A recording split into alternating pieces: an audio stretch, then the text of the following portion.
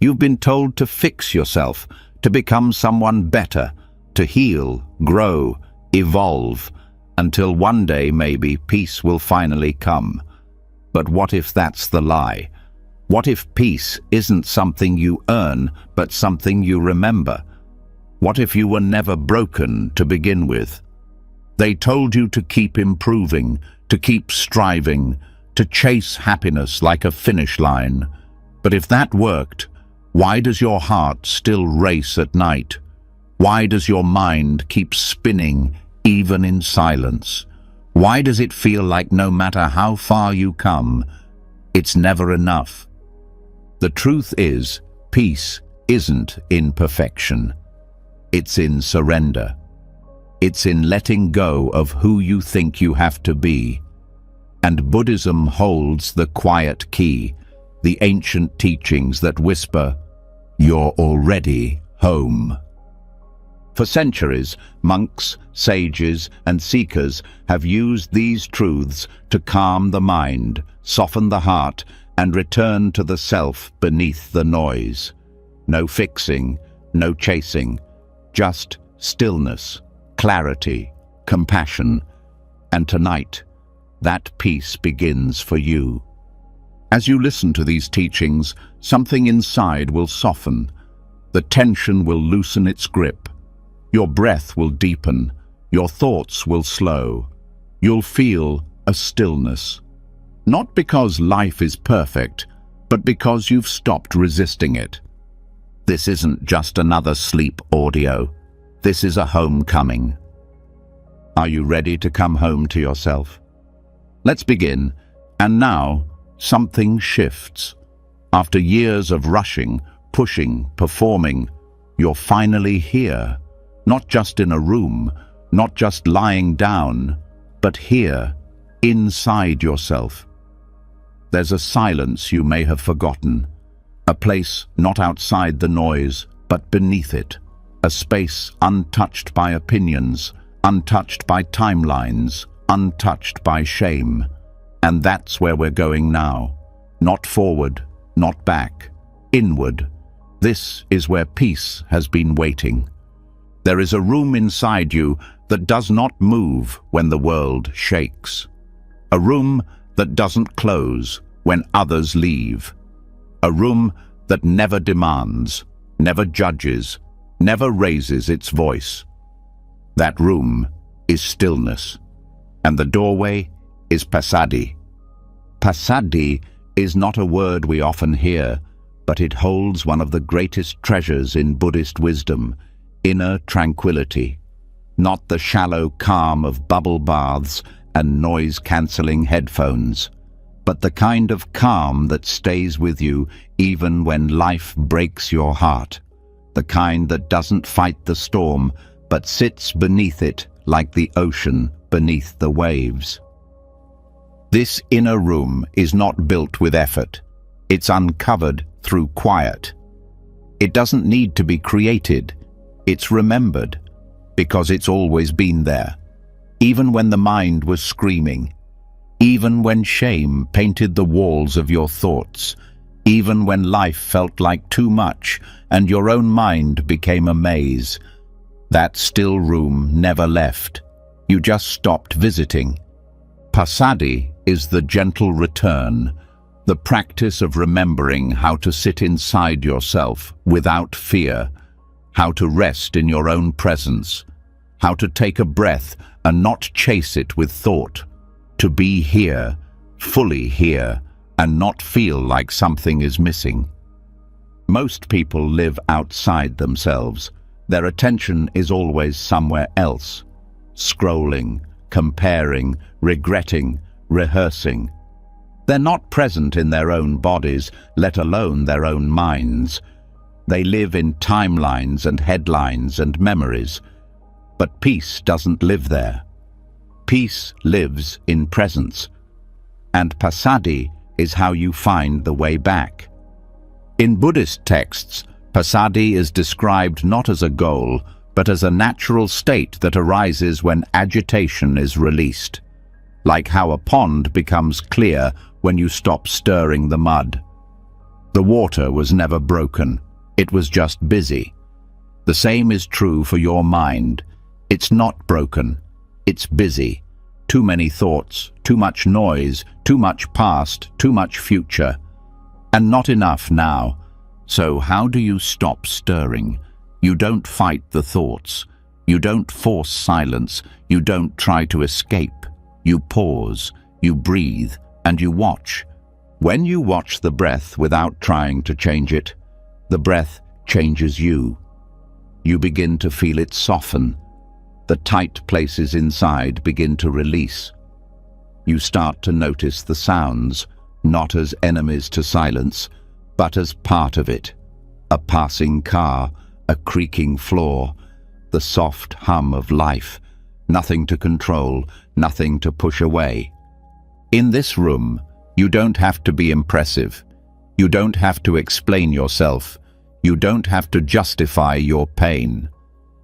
Here, your job isn't to succeed or perform, it's to simply be.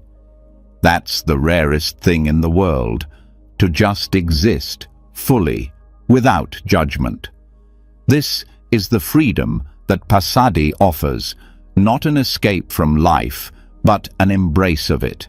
You might think, but how can I rest when I have so many problems? And here's the truth.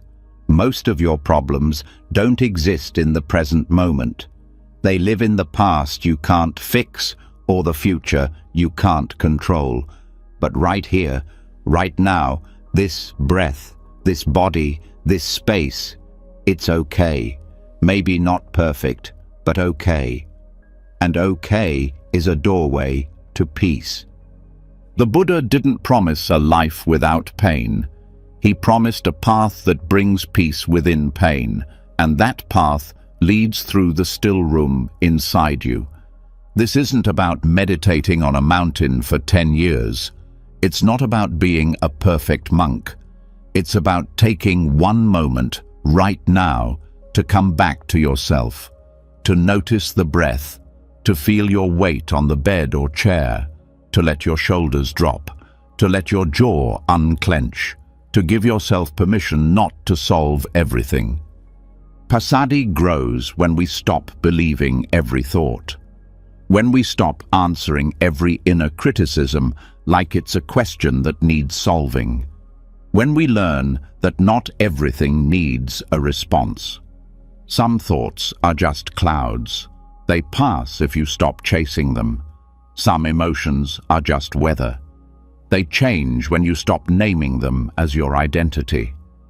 In this room, there are no roles, no identities, no expectations. You are not the parent, the child, the worker, the success, the failure.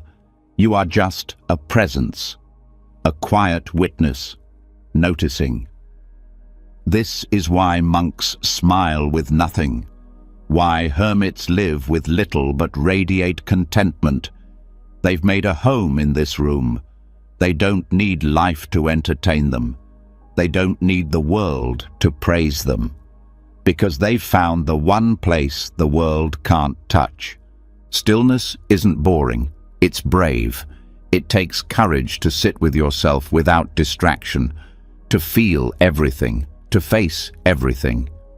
But that's where the transformation happens, because when you stop avoiding the silence, you start hearing your truth.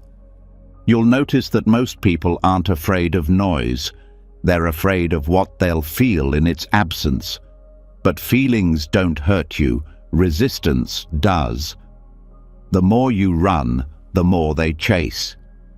But when you sit down and say, "I see you," they lose their power.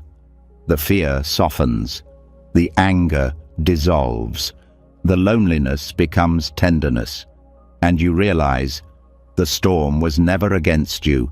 It was asking for your attention. Passaddhi isn't a technique. It's a relationship. A deep friendship with stillness.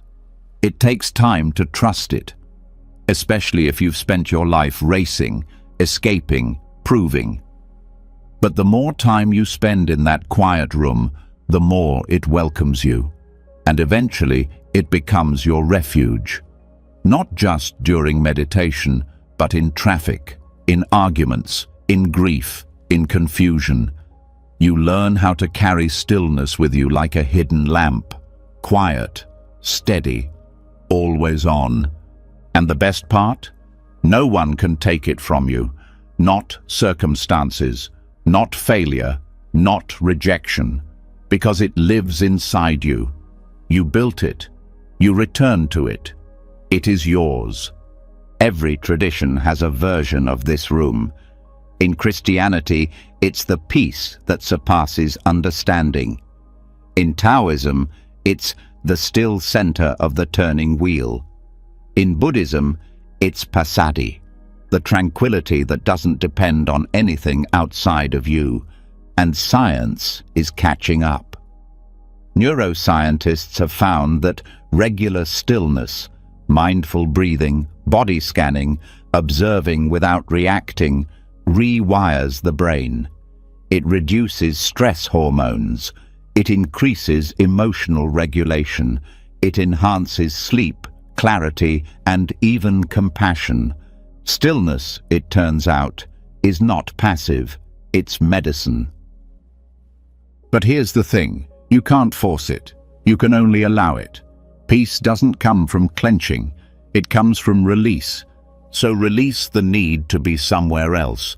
Release the pressure to become someone else.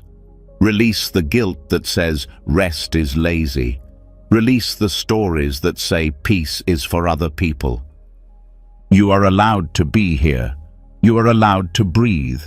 You are allowed to rest in the room where nothing needs to be fixed. This isn't about escaping life. It's about stepping so deeply into the present that nothing can shake you. It's about learning that real safety isn't out there, it's in here. And every time you come back to this room, you strengthen the path to it. Every breath, every pause, every moment of silent attention builds the doorway wider. One day, it won't even feel like returning. It will feel like living. So rest here, in the stillness beneath effort. Let it hold you. Let it teach you. Let it change you. Because the world will always call you to rush. But peace waits in the room that never rushes back. Let the breath guide you home. Let passaddhi settle your bones, and let the silence become your sanctuary. This is where your real life begins, not in the noise, but in the quiet room inside. Let's stay here a little longer, just breathing, just being, just home. But even inside the quiet room, there's something else. A presence that whispers just loud enough to be heard. A face that won't stop appearing. A version of the self that follows like a shadow. It doesn't scream. It criticizes. It doesn't shout. It judges. And while the room is silent, this inner voice keeps the war alive. A war with the mirror. A war with the idea of who you think you're supposed to be. That's where we go next. There's a quiet violence that lives in self-image.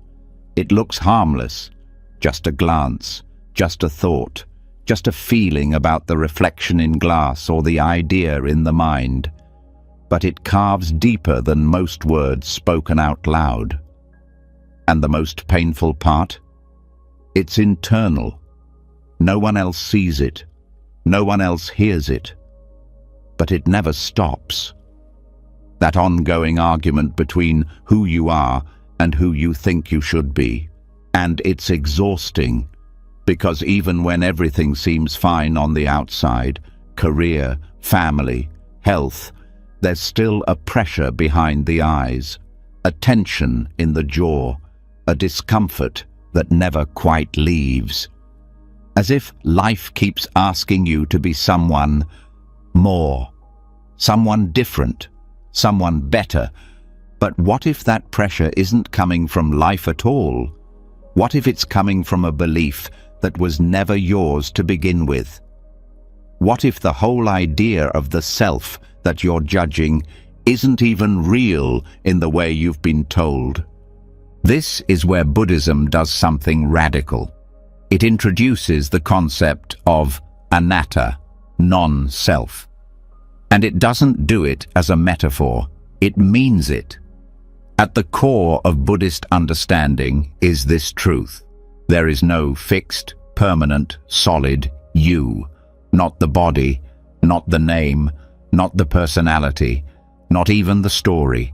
Everything you believe you are is constantly changing.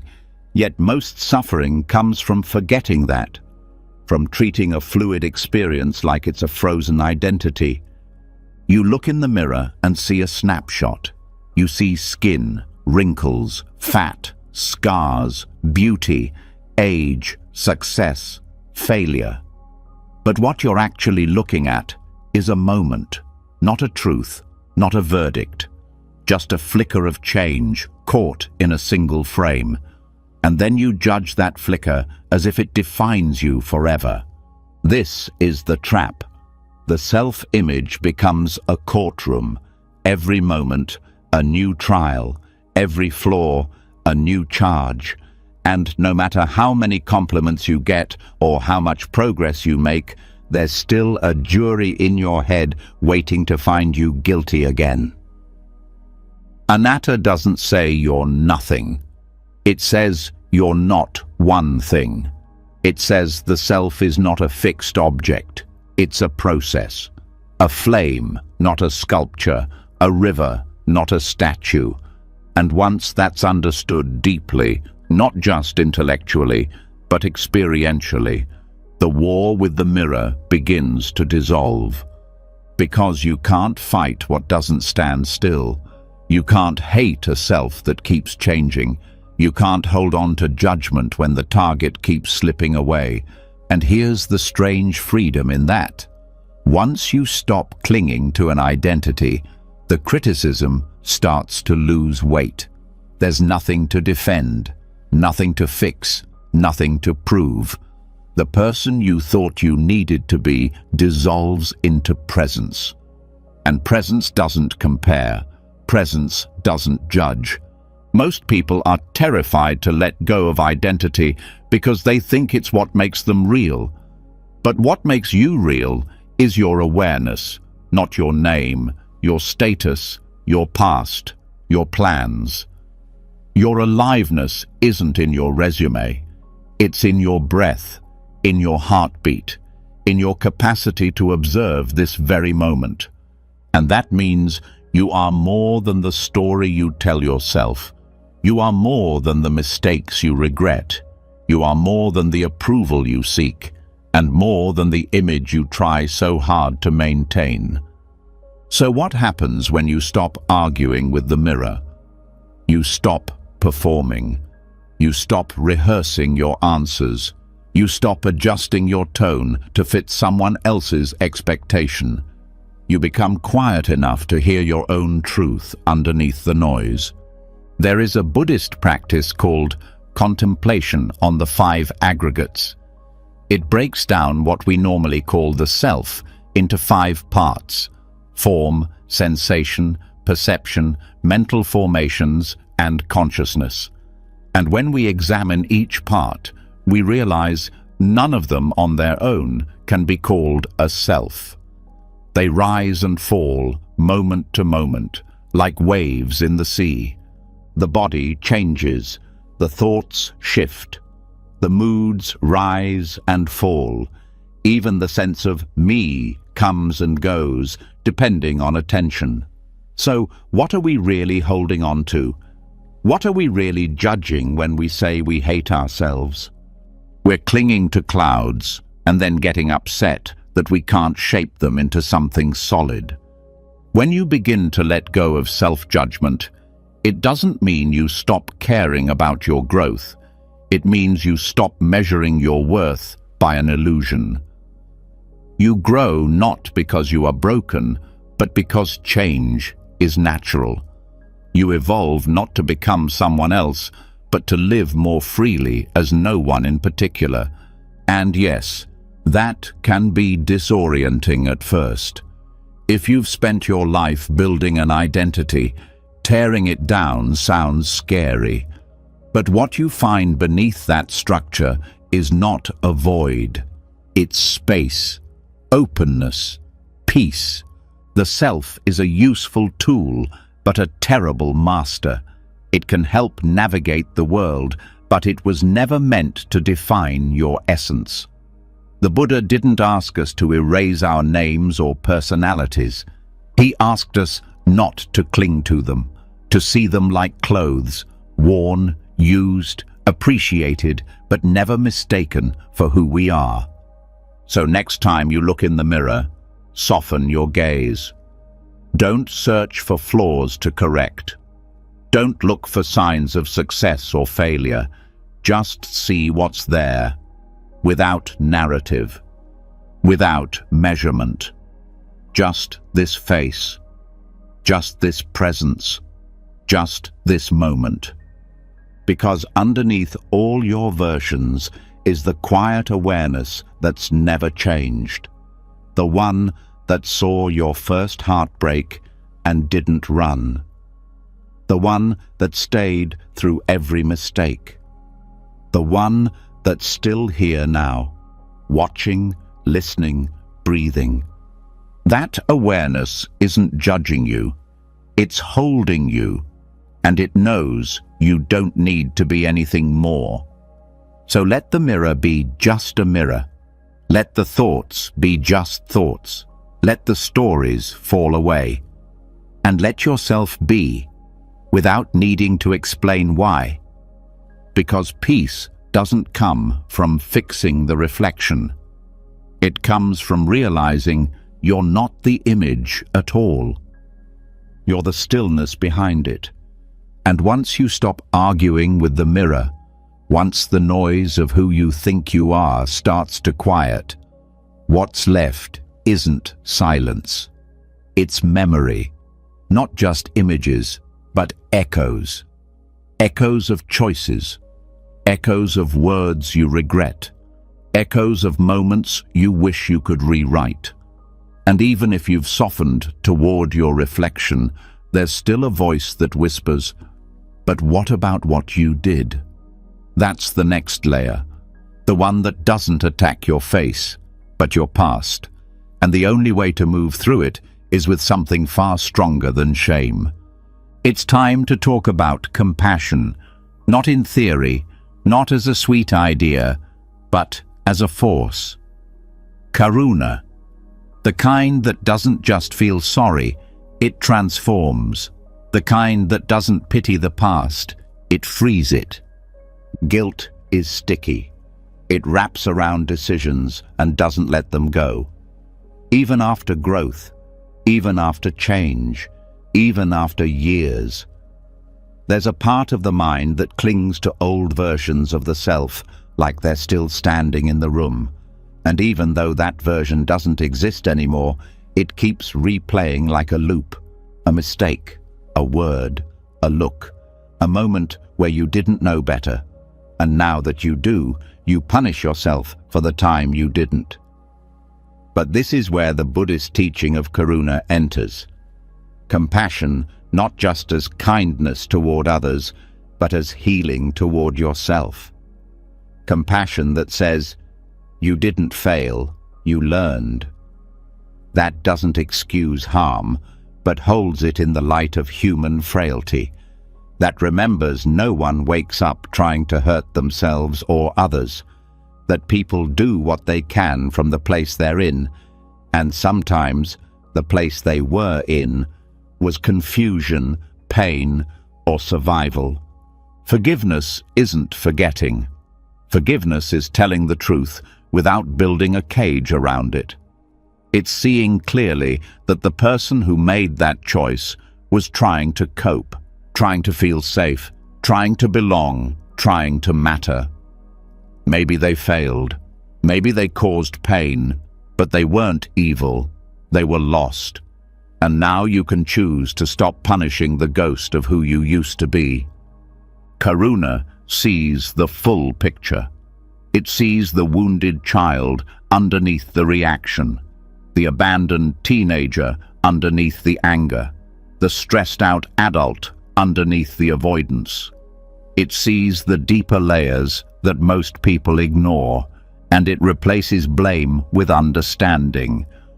Not so you can deny what happened, but so you can release the chain tied to it. In Buddhist practice, compassion isn't passive, it's powerful. It says, "I see your suffering, and I won't turn away." And when you turn that gaze inward, something incredible happens. You begin to see not just what you did, but what you were missing. You see the emotional hunger, the confusion, the fear, and you realize you weren't evil, you were unconscious. And consciousness now gives you the power to stop repeating the punishment. The mind loves to re-sentence itself. It loves to say, "You should have known better." But knowing better only comes from not knowing first. Growth is a process. You don't shame a flower for being a seed. You don't yell at a toddler for not knowing how to run. Yet somehow, we expect ourselves to have mastered life before we've even lived it. Karuna interrupts that cycle. It says, "The moment you realized you were wrong was the moment you became new." It doesn't ask you to justify your past. It asks you to hold it, to meet it with warmth instead of a whip, to touch it like a wound, not a weapon. And if part of you resists, if part of you says, "But I don't deserve forgiveness," that's where the deepest work is. Because what you're really saying is, "I don't believe I'm allowed to be free." And that belief is not humility. It's a hidden form of self-hate. True humility says, "I was wrong, and I'm learning." False humility says, "I was wrong, and I should suffer forever." But Buddhism doesn't teach eternal guilt. It teaches presence, and presence cannot carry guilt from the past and still remain whole. So, how do you practice karuna with your past self? You start by noticing when guilt arises. Instead of arguing with it, sit beside it. Ask it what it needs. Not what it wants, but what it truly needs. Often, it doesn't need punishment. It needs permission to feel pain, to grieve the consequences, to mourn the people you hurt, to cry for the version of you that didn't have the tools or the love or the clarity. And once that grief is seen, it starts to loosen. Another practice is speaking directly to the younger version of yourself, not to scold them, but to say what they never heard. You didn't know. You were scared. You were trying. You did your best. Not excuses, acknowledgements. Because part of why the wound stays open is because no one ever held it with care. You get to do that now. And it doesn't mean you don't apologize. It means your apology doesn't have to come from self-hatred. It comes from awareness. You take responsibility not because you are a bad person, but because you now see more clearly. That clarity isn't a punishment, it's a gift. It's a way of saying, "I won't let who I was define who I continue to be." There's a reason the Buddha didn't demand perfection from his disciples. He invited honesty. He knew people were learning, shedding, evolving. He didn't ask them to never fall. He taught them how to rise differently. So maybe that's your work now, not to erase your past, but to rise from it with gentleness. To stop confusing shame with maturity. Shame freezes. Compassion flows. Shame isolates. Compassion reconnects. Shame says, "You are the worst thing you've done." Compassion says, "You are so much more than that." Shame ties you to a version of yourself that no longer exists. Compassion unbinds the cord. And it's not just about emotional peace. Self-compassion has been shown in psychological studies to reduce anxiety, increase motivation, improve health outcomes, and deepen relationships. People who forgive themselves don't become lazy. They become freer to act wisely, because their decisions aren't based on avoiding guilt. They're based on clarity. You become less reactive, less defensive, more present, more capable of admitting when you're wrong now, because being wrong doesn't destroy you anymore. You've already survived it. You've already made peace with it. And if you still feel resistance, that's okay. Compassion isn't a switch. It's a practice. Some days you'll soften easily. Some days you'll struggle. But even in the struggle, you're planting seeds. Seeds of mercy, seeds of awareness, seeds of future peace. Sometimes it helps to write a letter. One part from the version of you now to the version of you then, and then one part from them to you now. Let the words come. Let the grief surface. Let the healing begin. And when you feel the guilt rise again, remember this. Every single person on the path of growth has made mistakes. It's not the absence of error that makes someone wise. It's the willingness to meet error with honesty and compassion. Karuna isn't soft in the weak sense. It's soft like water, able to cut through stone. It doesn't excuse behavior. It transforms it, and it transforms the one who carries it too. So yes, you hurt people. You disappointed yourself. You betrayed your own values, and now you see it. That seeing is the turning point. That seeing is the doorway. That seeing is the beginning of real peace. Because there's no peace without forgiveness. And there's no real forgiveness without self-compassion, not just for who you are now, but for who you were when you didn't know better. Let that version of you go. Let them rest. Thank them for surviving. Thank them for doing what they could, and then carry forward with love. Not because you've earned it, but because you finally understand that love was never about earning. It was about seeing. And once you forgive the version of yourself that didn't know better, you begin to notice something deeper. The past isn't the only thing that left marks. Life itself has left cracks in your thoughts, in your body, in your habits, in your story. And maybe for the first time, you're not trying to cover them. You're just noticing. And that noticing brings you to the next truth, that the parts of you that feel broken might be the very places where the light enters. There's an old Zen story about a cracked bowl. The story is simple, but it holds a truth that shifts everything. A monk carried a bowl that had a small crack down one side. For years, he thought about replacing it. It leaked slightly when filled with water.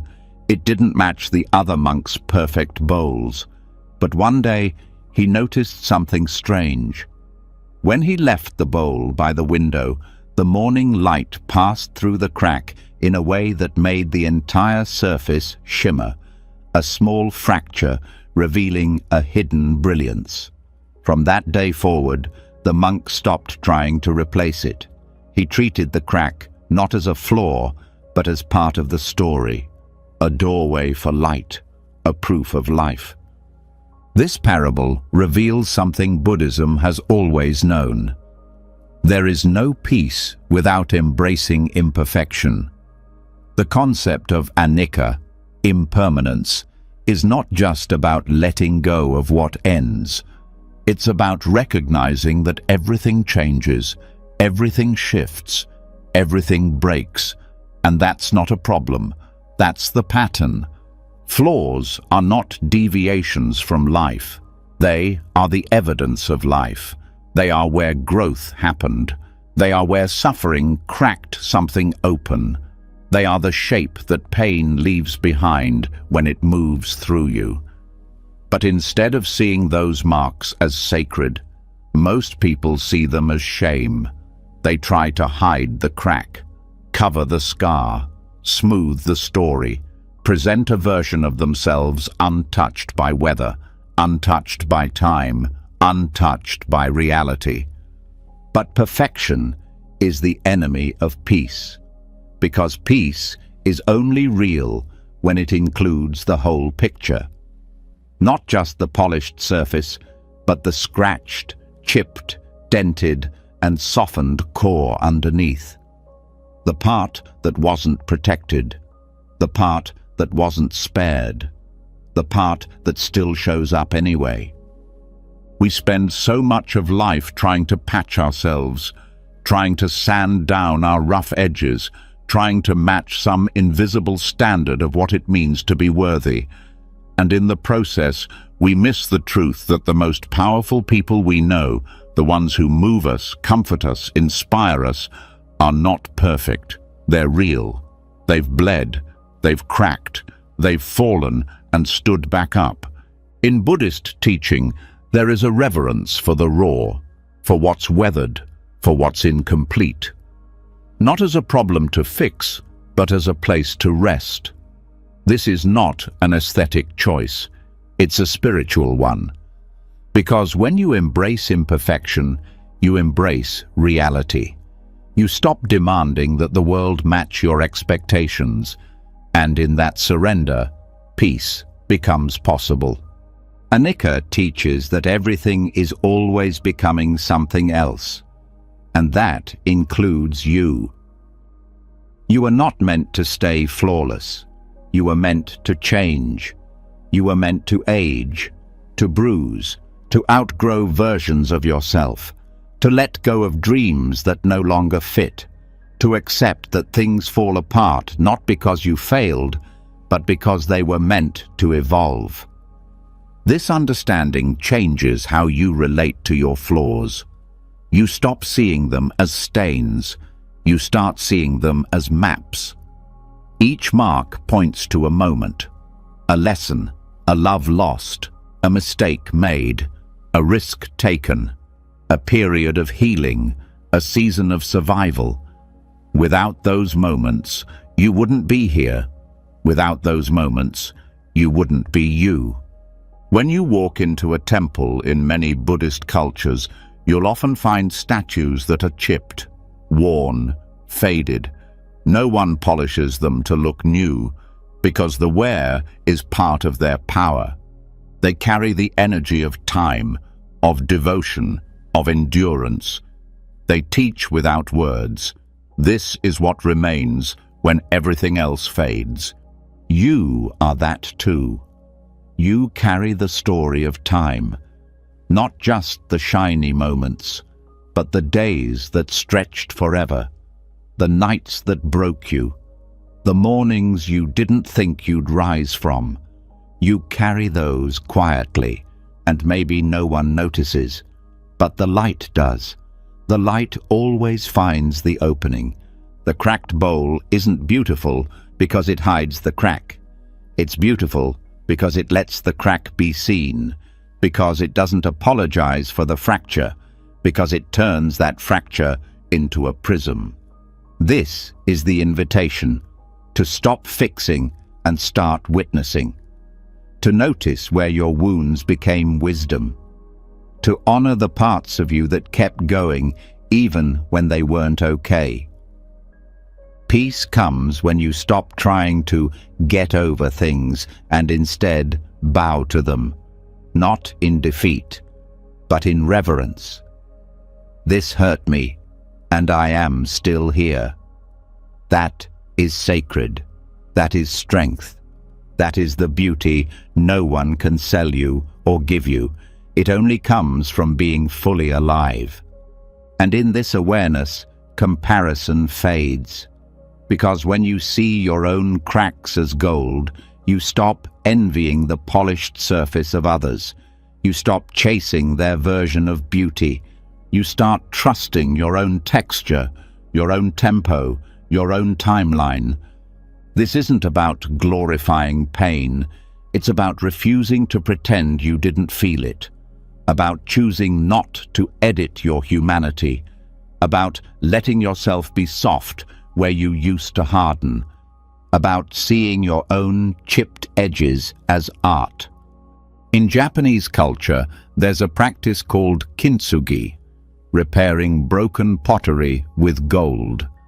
The break becomes the most precious part. That's not just a metaphor, it's a spiritual truth. What's broken and lovingly healed becomes more valuable than what never broke at all. This is what happens when you stop hiding, when you stop trying to earn peace by being flawless, when you let the cracks be seen. The gold appears, not from outside, but from within. Anicca reminds you that nothing stays, not the pain, not the judgment, not the fear, not even the self. Everything changes. That means you are free. Free to stop clutching perfection. Free to start appreciating process. Free to stop holding your breath and start living with it. Because once you accept that nothing is permanent, you stop wasting energy trying to hold things in place. You let people go. You let expectations fade. You let mistakes rest. You let peace rise. Not because everything is clean, but because everything is real. The cracked bowl becomes not just a symbol, but a practice, a reminder to carry your life the same way, with care, with openness, with the understanding that it's okay to hold something that leaks a little. It's okay to love something that's been dropped. It's okay to keep something sacred, even when it no longer fits someone else's idea of whole. And maybe you start treating others the same way, with gentleness for their rough edges, with reverence for their history, with love that doesn't ask them to be smooth in order to be worthy. When you live this way, the world softens. Judgment thins. Compassion deepens. Presence expands. And your energy returns, not to fixing, but to living. Let go of the illusion of flawless. Hold the truth of transformation. The bowl cracked because it was used, because it served, because it lived. So did you. You don't need to be repaired. You need to be recognized. Let the light come through. Let it reach every corner. Let it show you that the place you once hid is where peace has been waiting all along. So you've stopped hiding the cracks. You've stopped running from the flaw, the fracture, the softness that makes you human. But now another illusion shows up, a quieter one. It doesn't shame you. It seduces you. It speaks the language of healing. It promises peace. If only you could finally put yourself back together. It sounds helpful, wise even, but underneath, it's just another chase, another belief that who you are is still not enough, that your soul is a puzzle missing its final piece, that you must integrate, fix, combine, align, until the inner chaos finally goes quiet. But what if that's just another trap? Because the idea of self-integration, the popular Western pursuit of becoming whole, can quickly turn into a pressure to perfect the inner world. A soft tyranny that says, you're not allowed to rest until you've figured yourself out. It puts your identity on a shelf, then demands you rearrange it until it looks symmetrical. And every time something new arises, a habit, an emotion, a contradiction, You think, I have to make sense of this now too. This is where Buddhism offers a completely different direction. It doesn't say, collect yourself. It says, release yourself. Not because you're broken, but because you're not an object. You're not a collection of traits to be catalogued. You're not a story to be completed. You're not even a consistent character. You're a field of awareness, a process, an unfolding, and the need to constantly define and organize yourself is the very thing keeping you from peace. The more you chase wholeness, the more fragmented you feel. Because true inner calm doesn't come from assembling the self like a Lego set. It comes from letting go of the idea that there ever was or should be a perfect configuration of who you are. The more you try to become someone coherent, the more exhausted you get when life asks you to be flexible, fluid, or simply present. In Buddhist psychology, there's no fixed self to organize. There are just aggregates, experiences, tendencies, consciousness passing through conditions. The desire to pull those into a singular, polished image isn't healing. It's clinging. It's just a quieter version of ego building. You think you're integrating, but you're still identifying. You're still constructing a version of me that feels safe. And safety, in this case, is based on consistency, not truth. But the truth isn't consistent. The truth is wild. You are compassionate and reactive, wise and forgetful, peaceful 1 hour, overwhelmed the next. One moment you're grounded, the next you're tangled in thoughts. That's not a failure of integration. That's the nature of a living being. The idea that you need to resolve every contradiction before you can rest is a form of spiritual pressure disguised as self-work. When you stop collecting yourself, you begin to relax. You stop asking, how do I make this version of me match that version of me? You stop turning your inner world into a project. You begin to allow contradictions to live side by side.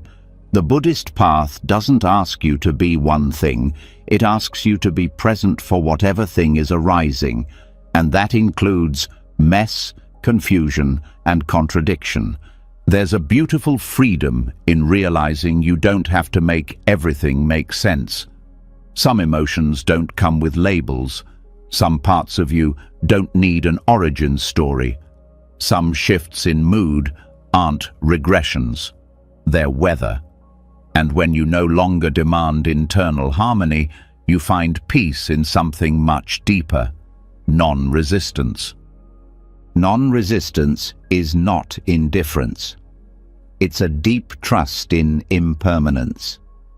It's what happens when you understand that the self isn't a statue to be sculpted. It's a stream to be witnessed. You're not here to create a final version of yourself. You're here to be aware of what's moving through. And yes, that challenges everything we're taught. From therapy culture to self-help to motivational quotes, we're told that the goal is to find our true self, to bring all the parts into alignment, to resolve the conflict between the child self, the parent self, the dreamer self, the wounded self. But what if they don't need to be resolved? What if they're not enemies? What if they're just parts moving in and out of the field of experience? In early Buddhist texts, even enlightenment isn't described as becoming someone perfect. It's the end of identifying as someone at all. It's the release of the illusion that the self is a fixed, unified object. And with that release comes a quiet kind of freedom, not the dramatic kind, the soft kind, the kind where you no longer wake up every day thinking, what am I supposed to be now? Instead, you rest in the awareness that watches, the awareness that doesn't demand integration, the awareness that doesn't organize identity like a shelf full of trophies, the awareness that says, "This, too, belongs," without needing to file it away. When you stop trying to collect yourself, you stop punishing yourself for changing. You stop saying, "I thought I healed this already," when an old wound reappears. You stop saying, "This isn't me," when you're suddenly irritable, tired, or lost. You realize that you is not a tightrope to walk, it's an openness to experience. And slowly, life becomes less of a personal drama and more of a dance. You stop narrating your every emotion. You stop translating your every thought into a self-judgment. You allow what's happening to be just what's happening, not a reflection of who you are, not a statement about your wholeness, just a moment. And this isn't passive, it's deeply alive. It requires presence, honesty, and humility. It means feeling your pain without building an identity around it. It means observing your joy without trying to make it permanent. It means being okay with the fact that you are a mosaic, and sometimes pieces fall out. Sometimes new ones come in, and sometimes you don't know what picture they're making. That's okay. The point is not to finish. The point is to stay awake. Letting go of integration means letting go of needing everything to fit. It means you stop asking yourself to be consistent in a world that isn't. It means you stop apologizing for shifting. It means your sense of identity becomes soft, light, breathable. And when your identity softens, so does your suffering. Because suffering thrives in tight spaces, in labels, in boxes, in "I am this" and "I am not that." But awareness has no walls. It includes it all. It watches it all. It never needs you to choose between your contradictions. It only asks you to stay present with them. So the next time you feel scattered, don't rush to collect yourself. Don't panic. Don't say, "I've lost myself." Say, "This is what it feels like to be uncontained." Say, "This is what it feels like to be alive without borders." Say, "This is what it feels like to let go of the project." Because you were never supposed to be a project. You were never supposed to be a finished product. You are awareness in motion, consciousness touching experience, spirit moving through time. And peace is not at the end of self-assembly. It's already here, underneath the need to assemble anything. So, breathe. Let the pieces be where they are. Let the questions stay open. Let the identity be porous. You don't need to get it all together. You just need to stop gripping what's falling apart. Not to abandon it, but to stop thinking it defines you. This is how Buddhism unhooks you from the pressure to make your inner world pretty. It doesn't offer integration, it offers intimacy with what is, as it is, without trying to edit the experience into something neater. The pieces don't need to come together, they need to be seen. That's where peace begins. That's where you stop collecting yourself and start returning to what's always been whole, the awareness that holds it all. And once you stop collecting yourself, something strange happens. You don't fall apart. You don't disappear. You don't become someone unrecognizable. Instead, for the first time, you breathe without trying to fit the breath into a plan. You wake up without rehearsing who you need to be. But just as that peace starts to rise, another voice shows up. Softer than shame, quieter than self-doubt. It whispers in the background, "You're not done." The mind shifts its obsession from identity to improvement, from integration to fixing. The pressure doesn't vanish, it just puts on new clothes. And now, instead of trying to become someone whole, you're trying to become someone better, constantly. That's where we go next. Self-improvement sounds innocent, encouraging even, but for many, it becomes a quiet form of war. A war dressed as wisdom, a lifelong campaign to polish the parts of yourself that someone once said weren't good enough. It starts with motivation, but ends with exhaustion. And the worst part is that it never feels finished. There's always something more to heal, something new to optimize, something else to unlock. The target keeps moving and the heart keeps chasing, all in the name of growth. But Buddhism offers a radical pause. Not against growth, but against the suffering that often hides inside it. At the heart of the Buddha's path is the middle way, not too tight, not too loose, not indulgence, not denial, not apathy, not obsession. And this middle path is not just about lifestyle, it's about mindset. It's the antidote to extremes, including the subtle one that says you must constantly be working on yourself to be worthy. The idea that you are a problem to solve is one of the deepest forms of conditioning. It gets into everything. It turns your quiet moments into goals. It makes rest feel like failure. It transforms meditation into a performance. It takes your basic human experience and layers it with judgment. Suddenly, sadness isn't just sadness. It's something you shouldn't still feel.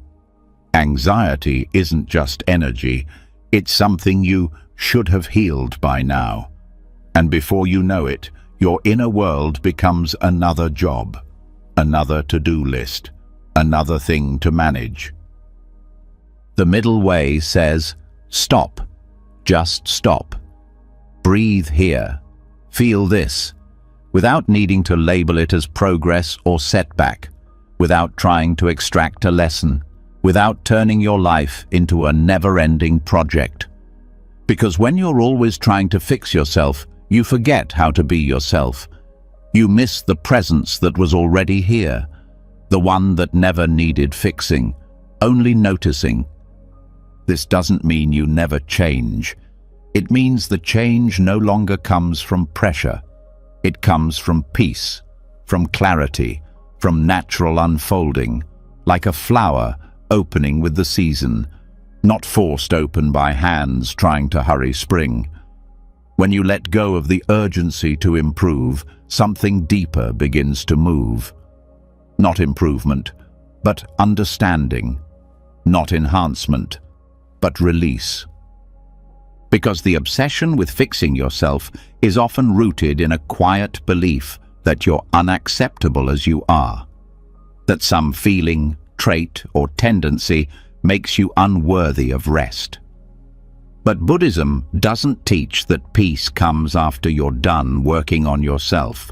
It teaches that peace is already available right now beneath the story of who you think you need to become. When you look at the Buddha's life, you don't see a man obsessed with becoming better. You see someone who sat beneath a tree, not to achieve, but to stop seeking. Enlightenment wasn't a reward. It was the absence of grasping, the moment he realized that nothing needed to be added. That truth was already present, waiting to be seen, not earned. This is the peace beyond improvement. The state where you stop negotiating with yourself. Where you stop saying, "I'll love myself when," and instead begin to rest in the love that doesn't ask for conditions, that doesn't depend on your discipline or consistency or insight, a love that just is. Letting go of the fix-yourself urge doesn't mean you stay stuck. It means your movement becomes natural, like waves returning to the shore, like breath returning to the lungs. Growth still happens, but it's not forced. It's not driven by self-rejection. It rises from stillness, not from struggle, and that stillness has room for everything. For the parts of you that still feel lost, for the habits that still show up, for the stories that sometimes return. Stillness doesn't resist them. It watches, it holds, and in that holding, change happens, not because it has to, but because it wants to. Because when you stop squeezing life, it starts to move. The middle way invites you to notice how often your pursuit of peace creates tension, how often your search for clarity adds confusion, how often your effort to be calm becomes a new kind of noise. And when you notice that, you're free to stop, not forever, just for now, just long enough to see that the moment doesn't need anything added to be complete. This moment isn't incomplete because you haven't improved enough. It's complete because it's real. It's complete because it's here. And your task is not to fix it. It's to meet it just as it is. The more you chase becoming better, the more you move away from the awareness that has always been whole. This awareness doesn't measure. It doesn't compare. It doesn't evaluate how spiritual your thoughts are. It just observes, with clarity, with simplicity, with compassion. The urge to improve often disguises a fear of being seen, of being judged, of being left behind. But awareness doesn't leave. It doesn't shame. It doesn't hurry. And when you rest in it, you begin to feel something strange and unfamiliar. Enoughness. Not as a thought, but as a state. As a body feeling. As a breath that doesn't rush. Enoughness doesn't mean you're done. It means you don't need to become someone else to begin. You don't need to heal everything to feel peace. You don't need to be finished to be worthy of love. The middle way shows you that you don't have to go to either extreme, fixing everything or avoiding everything. You can simply be here, living gently. And when you stop trying to constantly improve, something else returns, joy. Not the high, buzzing kind, the simple kind, the kind that comes from peeling an orange in silence, from watching a leaf fall, from resting your eyes and not needing to learn a lesson. Joy that doesn't teach, it just arrives. The world will always offer more tools, more books, more techniques. And some of them may be helpful, but even the best tools can become cages if they reinforce the belief that you are never enough. The middle way says, use what helps, drop what doesn't, and always return to the place inside that doesn't need tools to be whole. This is the shift from building the perfect self to noticing the perfect presence that was already here, from effort to ease, from fixing to feeling, from climbing to resting. So if today you feel unfinished, messy, undone, good. That means you're alive. That means you're in motion. That means you're part of the natural rhythm of things. The only thing you have to do now is stop fighting that. Let the moment be as it is. Let yourself be as you are. The rest will come. And once you stop trying to fix yourself, something unexpected rises. Quiet. Not relief exactly, but stillness. Not numbness, but a kind of pause so deep it feels like the first breath after years underwater. And in that stillness, something else surfaces. Not a thought, not a goal, a presence. Younger, fragile, Waiting. The part of you that was hurt before you had words. The version of you that didn't need answers, just to be held. And suddenly, all the explanations in the world feel too loud, because what this part needs is silence. Not the absence of sound, but the kind of silence that says, "I'm here now." The kind that heals without speaking. The kind that touches without hands. That's where we're going now. Sometimes the deepest pain doesn't come from what happened. It comes from how long it was ignored, from how often it was minimized, rushed, explained away. Especially when it's the pain of the inner child, the version of you that experienced confusion, abandonment, or shame before you had the language to even describe it. And because it had no words, it got buried in the body, in the breath, in the subtle contractions that never quite release. And now, as an adult, it tries to speak, but it doesn't use words. It uses tension, fatigue, overreaction, numbness. And every time we try to fix it with language, it retreats further into silence. But here's the paradox. The silence it retreats into is also the silence that heals it. Not the cold kind, not the ignoring kind, the noble kind. The kind that Buddhist practice calls noble silence, a sacred, living presence that asks nothing and listens to everything. Noble silence isn't emptiness, it's attention without interruption.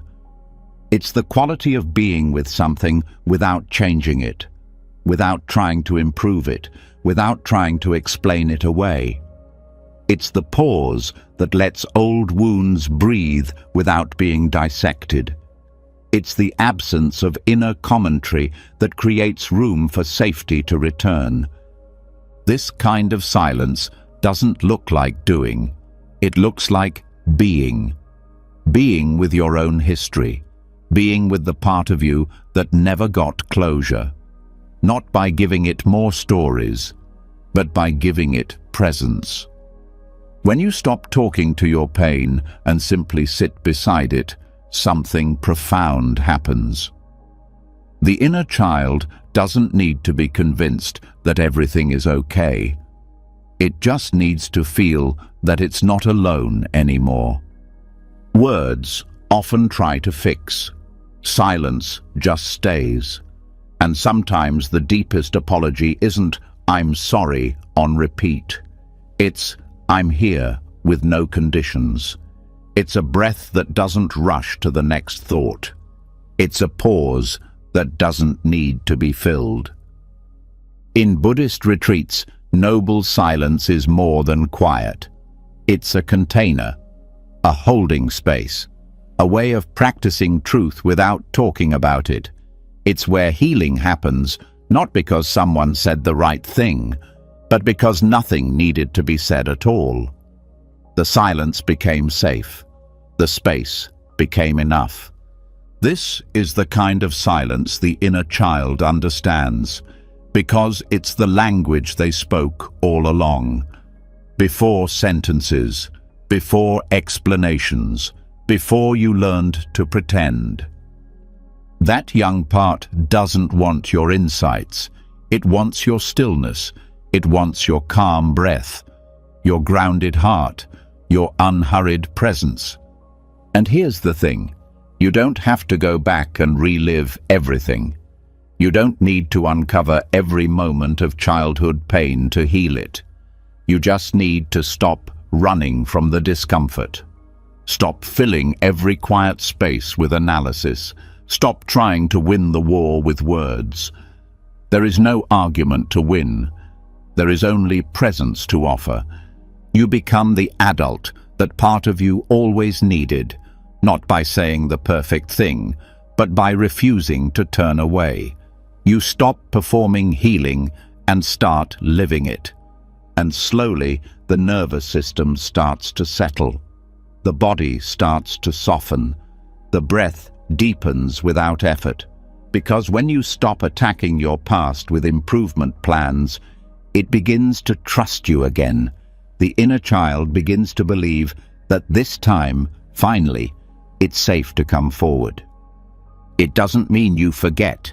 It means you stop arguing with what already happened. You stop needing to rewrite the story. You just sit in the ruins with open hands and say nothing, because nothing is needed. Silence also teaches patience. It shows you that you don't have to rush toward resolution, that sometimes the pain doesn't want to be solved, it wants to be seen, not watched with judgment, seen with soft eyes, the kind of seeing that says, you don't have to change to be worthy of my attention. When you practice noble silence, you don't abandon your pain, you anchor beside it. You let it breathe. You let it cry without comment. You let it feel without interference. You hold the brokenness like a sleeping child, not to wake it, not to fix it, but to protect the space it takes up. And that holding is the apology, the one the inner child never received, the one that says, I won't leave you this time. That's what heals, not insight, not strategies, but presence that doesn't flinch. And maybe for the first time, the child inside doesn't feel like a problem, doesn't feel like a burden, doesn't feel like something you need to grow out of. It becomes part of the wholeness, not because it was explained, but because it was loved without question. In Buddhist teachings, compassion isn't just a warm feeling, it's the action of staying, of remaining steady in the face of suffering, even your own, especially your own. And silence is one of the most compassionate actions you can offer yourself, because it refuses to fix, it refuses to run, it refuses to hide behind noise. This silence is not empty, it's sacred. It holds space for things words will never reach, for grief that never found its name, for fears that never found safety, for hopes that never found a voice. And in this sacred space, time begins to stretch. Old wounds lose urgency. The body finds rest. This is not a one-time event. It's a return. Over and over again, returning to the silence beneath the inner dialogue, returning to the breath when thoughts become too loud, returning to presence when pain resurfaces, not to remove it, but to remain with it. And the more often you return, the more the inner child learns that healing isn't a performance. It's a posture, a choice to stay, a choice to breathe through the discomfort, a choice to listen with no goal. That's where real transformation begins. When nothing is being added and nothing is being solved, just a soft, stable presence in the middle of what once felt unbearable. You don't need to speak over your wounds. You don't need to narrate your healing. You just need to stay with what arises, without judgment, without story. That's the silence that becomes the apology. That's the stillness that becomes the home. And once you've sat in silence with your pain without trying to change it, something softer begins to open, a kind of inner permission. You stop bracing against yourself. You stop flinching at your own emotions. You no longer run. But just because you're no longer running doesn't mean you've fully turned around. There's one more step, one that almost no one takes, one that feels unnatural at first. To not just sit with the parts of yourself you used to reject, but to bow to them. To meet your shadows, not with resistance, but with reverence. That's where we're headed now. There is power in bowing, not the kind that submits out of fear, but the kind that sees clearly, that humbles itself not before a person, but before truth. In many Buddhist traditions, bowing is not a gesture of worship, it's a practice of awareness.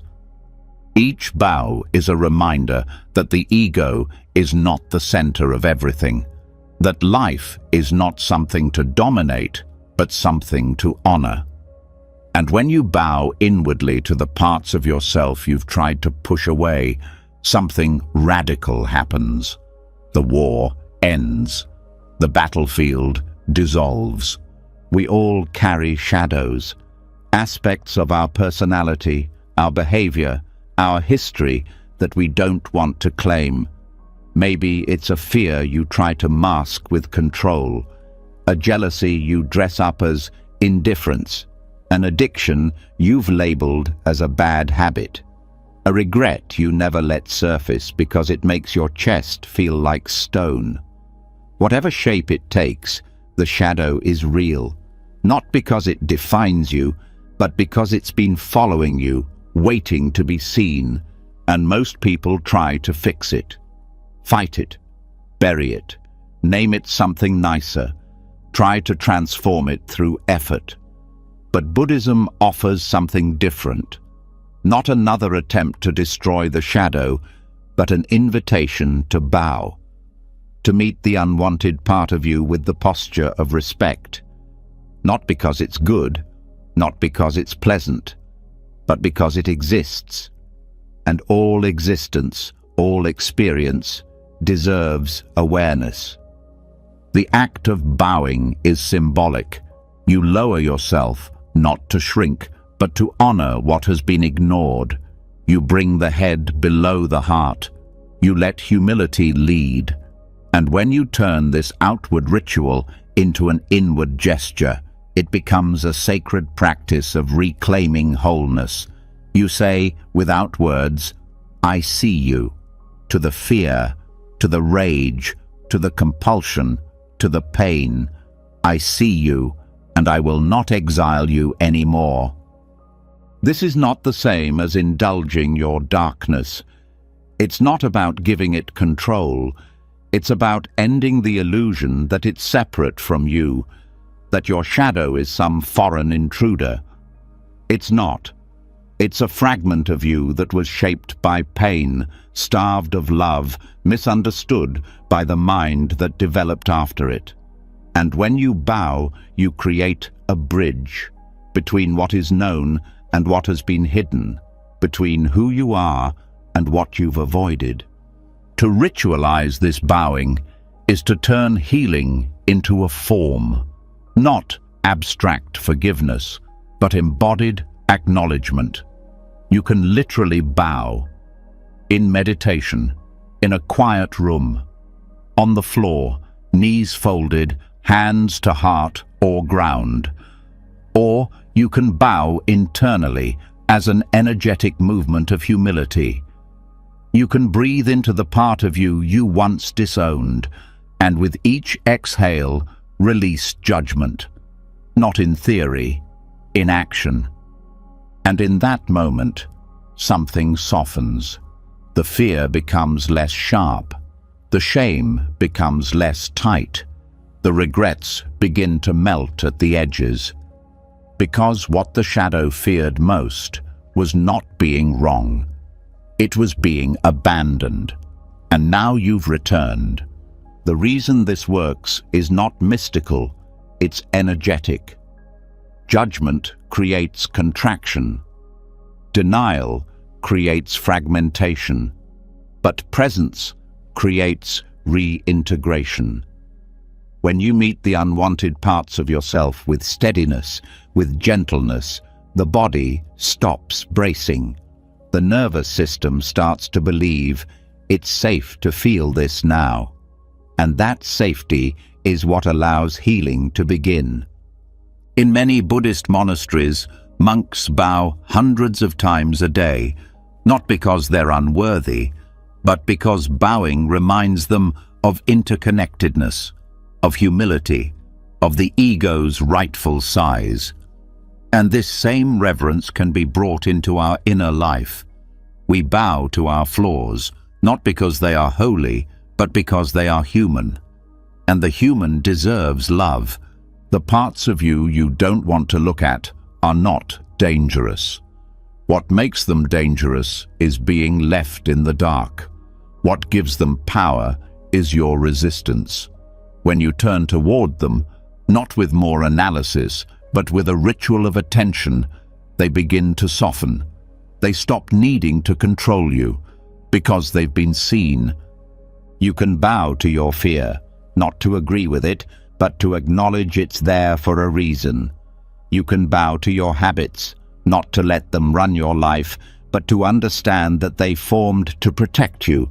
You can bow to your regret, not to drown in it, but to honor the version of you that didn't know a better way. This practice is not fast. It's not flashy, but it is profound. Over time, it transforms how you see yourself. You stop dividing into good and bad. You stop trying to amputate the parts that feel ugly. You begin to understand that real peace comes not from purity, but from wholeness. And wholeness is not a feeling, it's a relationship with all that you are, even the impulses, even the memories, even the emotions that show up at the worst times. They all belong, not because they're convenient, but because they are real. You may think you need to change to be worthy of your own love, but the truth is, you only need to bow. You only need to return. You only need to stop treating the darker parts of yourself like strangers. They're not here to ruin you. They're here to be met, to be held, to be freed from exile. In this way, bowing becomes a liberation, not a loss of dignity, but the discovery of it. Dignity in seeing yourself clearly, in holding your own suffering like a sacred object, in refusing to split your soul into acceptable and unacceptable parts. And slowly, your inner world becomes quieter, not because the shadows are gone, but because they're no longer banging on locked doors. You opened them. You welcomed them in. You offered tea instead of chains. There is no peace without this gesture. You can meditate for years, read every book, perfect every ritual. But if you're still running from the parts of you that ache, you'll never feel whole. You'll always be performing. This is the freedom that comes when you bow. You stop performing. You start participating. You start showing up as the whole, messy, holy, imperfect miracle that you are. And in that showing up, you reclaim every fragment. You say to each one, "You're part of the story," and that is enough. And once you've bowed to your shadows, once you've stopped treating them like enemies and started honoring them as messengers, something else begins to stir. Not fear, not shame, but spaciousness. Because now you're no longer at war with what lives inside you. You've stopped trying to exile parts of yourself and instead welcomed them home.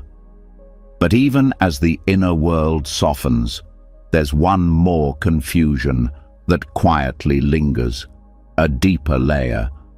The belief that what you feel is what you are, that the storm inside you means something about you, that a dark moment makes a dark identity, that a bad thought makes a bad self. This illusion is subtle, but it's powerful, and now it's time to break it. Let's go there. There are moments when the mind is loud, thoughts race, emotions tighten, stories loop in circles. You feel stuck, flooded, heavy, and almost instantly the identification happens. I'm anxious. I'm failing. I'm broken again. The language is quick. It moves faster than breath, but beneath it is a misunderstanding. The idea that just because a storm is passing through you, it means the storm is you. Vipassana, the Buddhist practice of clear seeing, offers a different view. It teaches that thoughts and feelings are not your identity. They are passing events in consciousness. Weather, not architecture. Wind, not structure. And just like you don't become the rain when it falls, you don't become your anxiety when it arises. You are not the storm. You are the sky it moves through. This insight sounds simple, but living it changes everything. Because when you believe you are your inner turmoil, you suffer twice. First, from the emotion itself. Then, from the story that says the emotion defines you. Vipassana invites you to end that second layer of suffering. It doesn't ask you to suppress your experience. It asks you to see it as it is, without merging into it. This practice is not about escaping pain. It's about witnessing it with enough clarity that you stop drowning in it. When sadness arises, instead of saying, "I am sad," you notice, sadness is present. When anger flares, instead of, "I am angry," you observe, anger is moving through. That tiny shift in language reflects a massive shift in consciousness. You are not the wave. You are the awareness watching it rise and fall. Vipassana trains you to observe your experience without judgment, without clinging, without rejection. You begin by focusing on the breath, not to change it, but to learn how to pay attention. The breath is always here, always neutral. And when the mind wanders, as it will, you don't scold it. You bring it back, gently, again and again. This builds the muscle of witnessing. Then you apply that same attention to sensations. Maybe there's tension in the chest, tightness in the jaw, heat in the stomach. Instead of labeling or fixing, you observe. You notice where it begins, how it pulses, how it fades. You stay close without getting pulled in. This is how you start to see. Everything that arises, passes. No emotion is permanent, no thought is solid. They all come and go like clouds in an open sky. And as your practice deepens, you realize something else. The storms aren't random, they're conditioned. They arise from past experiences, from habits, from mental patterns that were formed through repetition. But just because they were conditioned doesn't mean they're permanent. And just because they're loud doesn't mean they're true. Vipassana gives you distance, but not the kind that disconnects, the kind that liberates. Because when you stop fusing with your thoughts, you start seeing them for what they are, mental events, not facts, not threats, just ripples of energy that will pass if left alone. You also start to notice how quickly the mind tries to build stories. One uncomfortable emotion, and suddenly there's a narrative. I'll never be okay. This always happens. Something's wrong with me. But when you slow down and observe the actual sensation underneath those thoughts, you find something much less dramatic. A flicker, a vibration, a tightening. And that's it. The story was the storm. The body was just weather. This is the freedom of non-identification. You don't need your mind to be silent to feel peace. You just need to stop mistaking it for your identity. You don't need to force positivity. You just need to stop clinging to every negative thought like it's carved in stone. In the beginning, this is hard. The pull of identity is strong. Thoughts don't just pass through.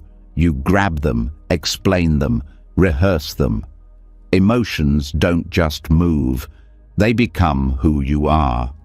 But over time, with practice, you begin to recognize the space between stimulus and response. The small pause, the breath before the story. And in that space is your power, the power to choose awareness instead of reaction. And when you make that choice often enough, it becomes natural. You still feel, you still think, but you no longer collapse into every experience. You become like a mountain, still, grounded, even as clouds and storms swirl around its peak. The Buddha didn't become awakened because his mind was quiet. He became awakened because he stopped being trapped by its noise.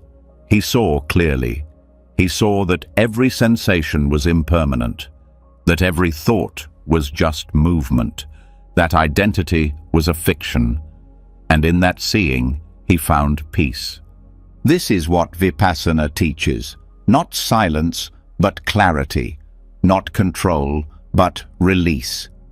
You're allowed to feel everything without becoming any of it. You're allowed to think deeply without letting thought define your value. You're allowed to suffer without building an identity around your wounds. You are not the storm. You are the one watching the sky. And when you start living this truth, something profound happens. You stop panicking when the mind gets loud. You stop blaming yourself for being human. You stop interpreting every emotional spike as a sign of failure. Instead, you breathe, you observe, you wait. And slowly, the mind calms on its own, not because you forced it, but because you stopped feeding it with fear. This practice also creates compassion. When you see your own inner storms clearly, you stop judging others for theirs. You recognize the same patterns, the same habits, the same loops. And instead of reacting, you hold space. You become a calm presence in a world of turbulence. Not because you've escaped the storm, but because you've remembered you were never it. So the next time you feel overwhelmed, try this. Close your eyes. Feel your breath. Notice where the tension lives. Name the emotion, not as an identity, but as a visitor. Fear is present. Grief is passing through. Restlessness is here. And then, do nothing. Just stay. Just watch. Just let it be what it is. And let yourself be what you are. The sky. And once you stop identifying with the storm, once you learn to sit in the center of chaos without becoming it, there's one more layer that begins to flicker into view. It doesn't shout. It narrates. Quietly. Constantly. It assigns meaning. It labels every experience. It draws conclusions about who you are, what you deserve, how your story ends. It sounds like truth, but it's just a voice, the voice of the inner narrator. And if the storm is weather, this voice is the scriptwriter, the one who spins every cloud into a story. And now, it's time to take the script out of its hands. That's where we go next. The inner narrator is familiar. It's the part of the mind that explains your life to you, moment by moment, like a commentary you never signed up for. It tells you why things happen. It judges what you're doing. It predicts how people see you. It writes your identity with every thought. You're not good enough. This always happens. You'll never change. You don't belong here. It feels automatic, but it's not. It's a habit, a mental reflex born from years of interpretation, protection, and control. Vipassana helps you see emotions as passing weather. But what about the voice behind the emotions? The one that says what the weather means about you? That voice is what keeps the pain alive. Not the experience itself, but the commentary attached to it. The story. You're not just feeling anxiety, you're being told a story about what that anxiety says about your value. You're not just feeling sadness, you're being narrated into a character who is broken, helpless, or weak. The suffering doesn't come from the feeling alone. It comes from believing the story wrapped around it. And this is where Buddhist mindfulness offers a powerful tool: noting. Noting is the practice of labeling thoughts and mental movements in the most neutral way possible. Instead of merging with the story, you name it. Planning, judging, worrying, remembering. You don't explain it. You don't argue with it. You don't fix it. You just label it and let it pass. This practice does something subtle but life-changing. It breaks the trance. It creates a tiny wedge between awareness and narrative. Instead of being inside the thought, you're observing it. Instead of acting from the script, you're seeing the script as it is, just words. Not truth, not destiny, not identity, just words rising and falling in a space of silence. And in that silence, something softer emerges. A peace that doesn't need the story to end. A freedom that doesn't depend on a happy ending. Because once you stop editing the script, you realize it was never the story that needed changing. It was your relationship to it. You've spent years trying to revise the inner narrator, trying to correct its tone, reframe its conclusions, replace negative self-talk with affirmations. But even that can become a trap. Because if you're still writing a new script, you're still in the story. You're still identifying with a version of yourself that only exists in thought. True peace comes when you stop being the character and remember you're the screen the movie is playing on. You don't need to silence the narrator, you just need to stop obeying it. When the mind says, "You're failing," you note, "Judging." When it says, "No one respects me," you note, "Story." When it says, "This shouldn't be happening," you note, "Resistance." That's it. No debate, no explanation, just awareness. And what happens next is not always immediate. The narrator doesn't vanish in a single sitting. It will return. It will adapt. It will try to sound more spiritual, more reasonable. It might even start narrating your meditation. You're doing this right. This is how peace feels. That too is story. Note it. Let it pass. The goal is not to kill the voice. The goal is to see it, and in seeing it, to stop being controlled by it. There's an ancient teaching that says, "Thoughts are visitors. Let them come and go. Just don't serve them tea." But most of us not only serve tea, we hand over the keys, rearrange the furniture, and let them move in. Noting ends that habit, not with aggression, but with clarity. You let them knock, you nod politely, and you let them walk away. This practice is gentle, but it's not passive. It takes effort to notice without reacting. It takes discipline to name the thought without becoming the thought. And some stories will pull harder than others. The story of being unlovable, the story of being too late, the story of being too much. These scripts are sticky because they're old. They were written when you were too young to question them. But now you can. Not with new affirmations, not with intellectual arguments, but with silence, with stillness, with a clear, unflinching gaze that says, "This is not me.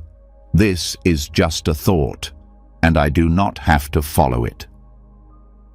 As you continue this practice, you'll start to feel a gap widen inside. Not a gap of emptiness, but a gap of freedom. The space between thought and self, between script and awareness. And in that space, there is nothing to prove, nothing to perform, no identity to maintain, just presence. You'll stop needing the story to validate you. You'll stop needing the narrator to praise you. You'll stop fearing its criticism, because none of it sticks unless you believe it. And now you see it for what it is. And maybe for the first time, you'll start to hear the silence underneath the narration, the quiet that was there before thought, before interpretation, before memory. That silence is your true nature. That silence is what hears the voice. That silence is the self that cannot be harmed. In that space, you can feel sadness without being a sad person. You can notice doubt without being lost. You can hear the script whisper, "You're not enough," and smile, not in defiance, but in recognition. Ah, there it is again, just a story, and you move on. No defense needed, no counter-narrative required, just awareness. This is what it means to burn the old scripts, not with anger, not with violence, but with the fire of awareness, the flame that sees clearly and lets go. You are not the stories your mind tells you. You are not the character in a plotline built from fear. You are the awareness behind the words, the silence behind the thoughts, the space where nothing needs to be rewritten to be free. And once you see the inner narrator for what it is, just a story machine, you begin to notice something else. The silence that follows, the space where thought no longer sticks, where the old scripts lose their grip. But in that quiet, another habit may rise. Not noise, but scrutiny. A sharp gaze turned inward, not judgment in words, but in how you look at yourself. A constant scanning, a tension around your attention. Even without the stories, the eyes of the mind can stay hard. And the next shift requires more than awareness. It requires softness, a new way of looking, a different kind of seeing, not through analysis, but through kindness. That's where we go now. Most people associate loving kindness with other people. You think of metta as wishing peace for someone far away, someone suffering, someone struggling.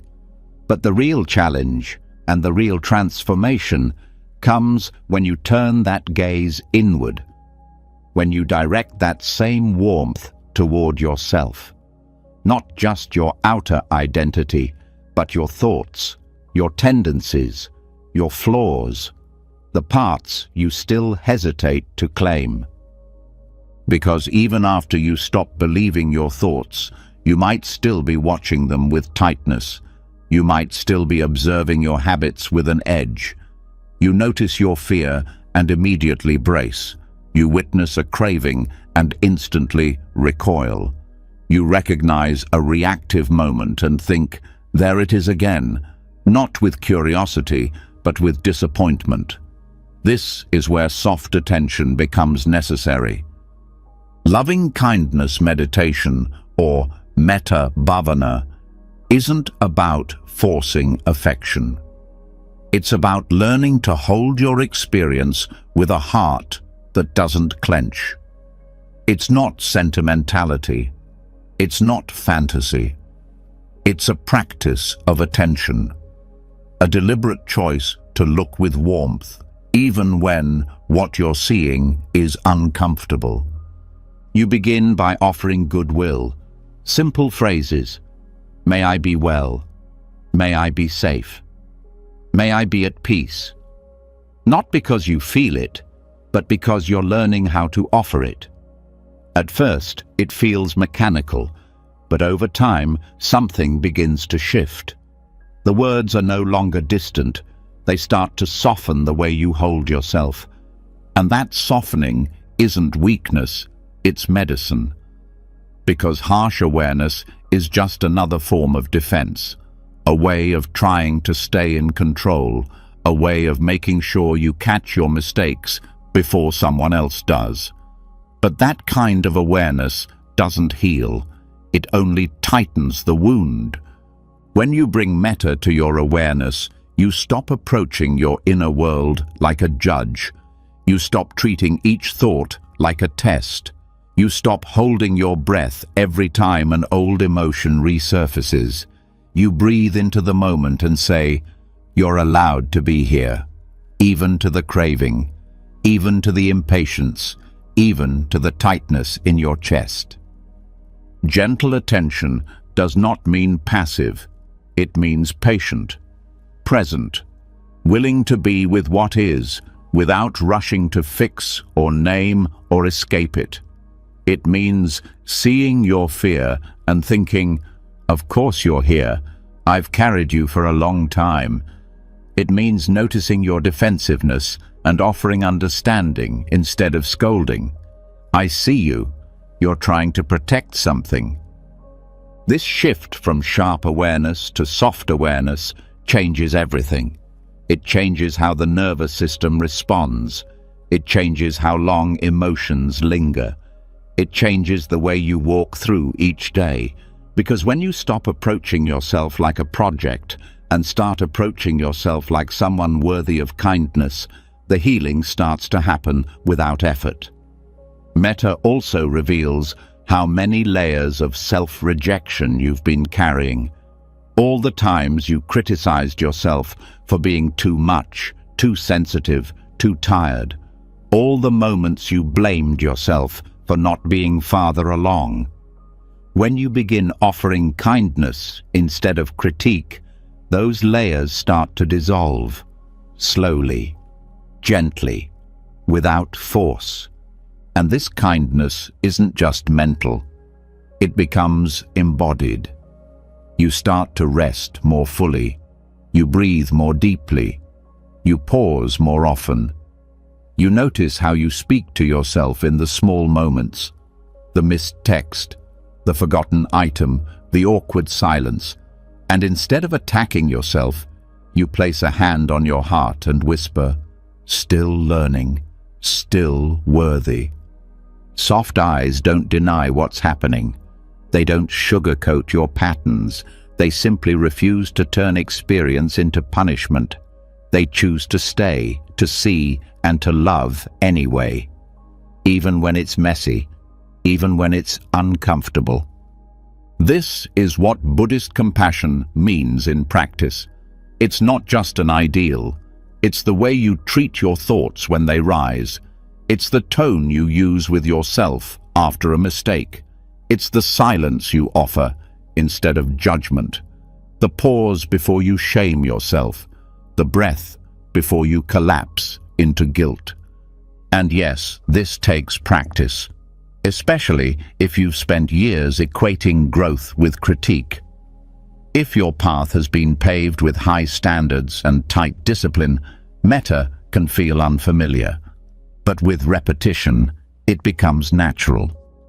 You start to default to tenderness instead of tension.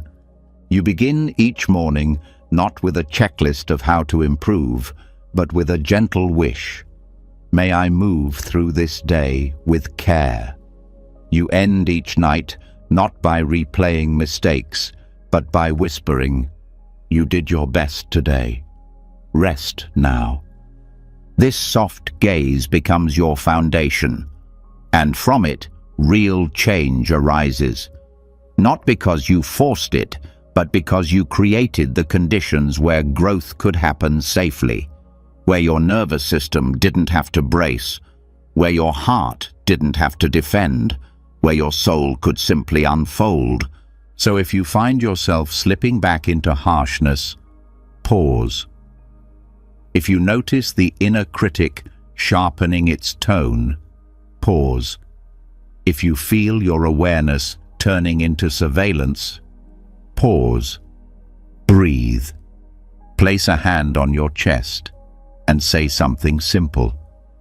May I meet this moment with kindness. That's it. One phrase, one breath, one shift. Because peace doesn't live in perfection. It lives in the way you return to yourself after wandering. It lives in the softness of your attention, in the way your awareness bends without breaking.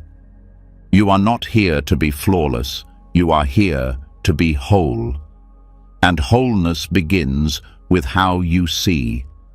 And once you begin seeing yourself with soft eyes, once your awareness stops cutting and starts holding, another possibility begins to reveal itself.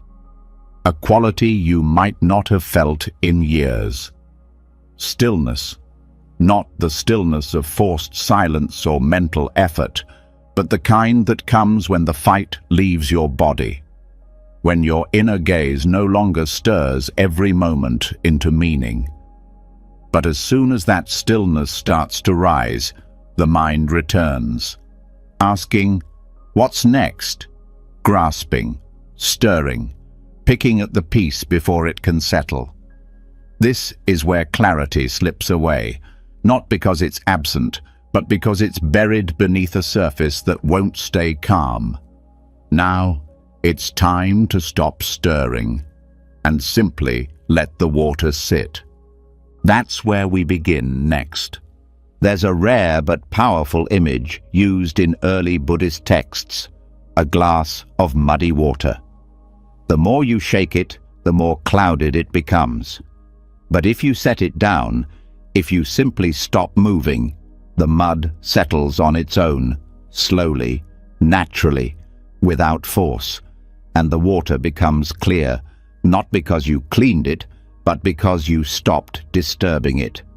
This metaphor isn't just poetic, it's precise. The mind is like that glass. Thoughts, emotions, judgments, they're the sediment. And the more you try to fix, analyze, rearrange, or suppress your experience, the more you keep the mud moving. Even self-awareness, when laced with urgency, can become agitation. But the moment you stop interfering, clarity begins to rise.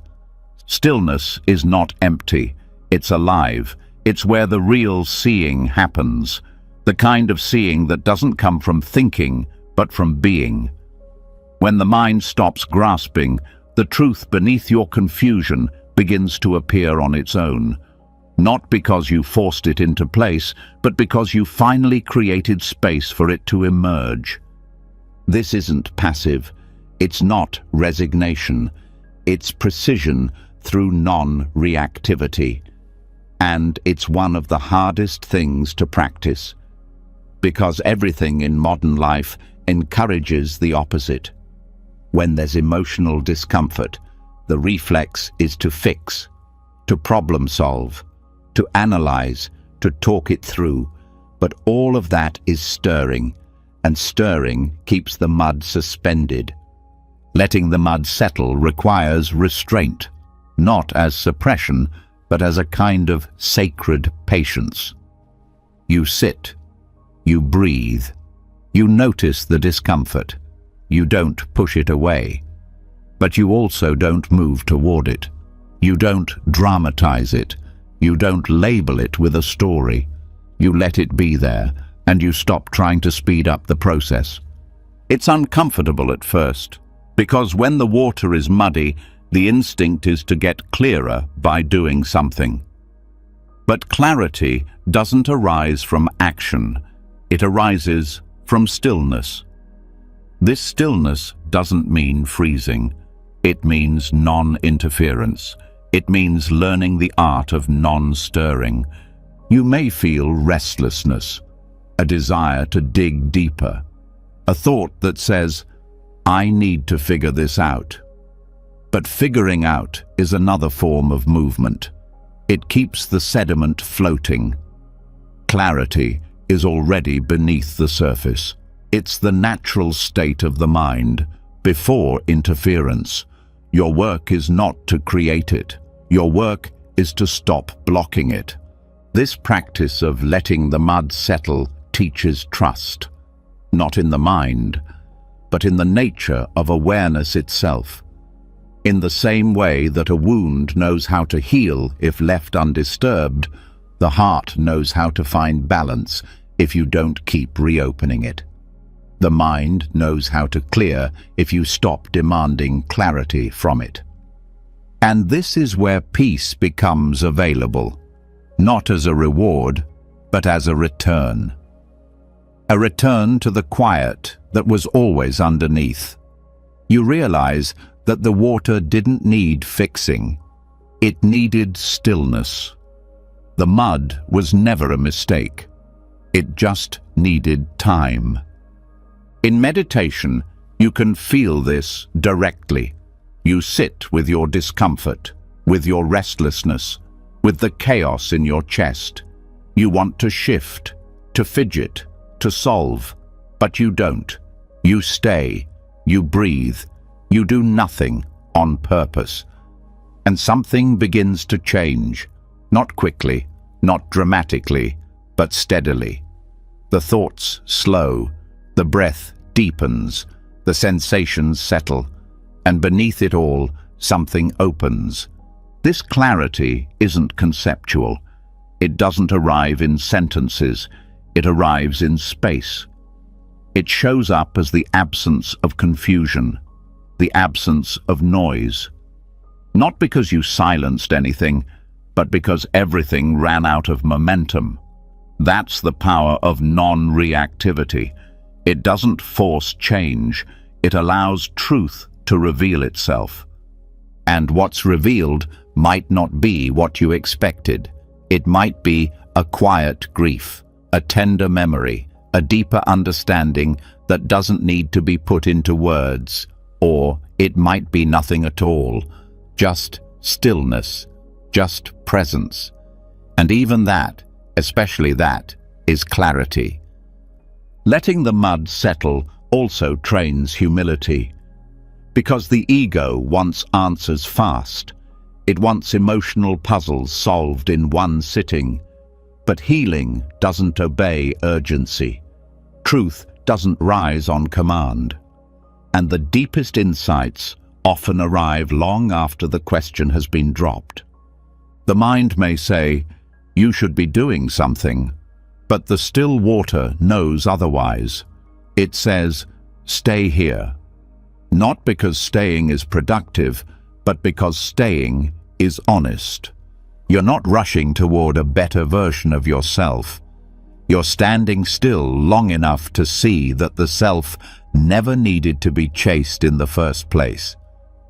This kind of clarity changes your life, not by what it adds, but by what it reveals in the absence of noise. You start to see relationships more clearly, patterns more clearly, desires more clearly. You stop needing certainty and start trusting presence. You stop needing closure and start finding peace in openness. And maybe the most surprising thing is that clarity doesn't feel like control. It feels like spaciousness, like nothing is wrong, like you can breathe again, not because every question was answered, but because the questions stopped tightening your chest. This is how the muddy water heals, by being still, by being patient, by being allowed to be unclear for as long as it needs. And in that permission, clarity is no longer a goal. It's a natural result, a byproduct of letting go. So the next time you feel clouded, try this. Don't fix, don't solve, don't stir.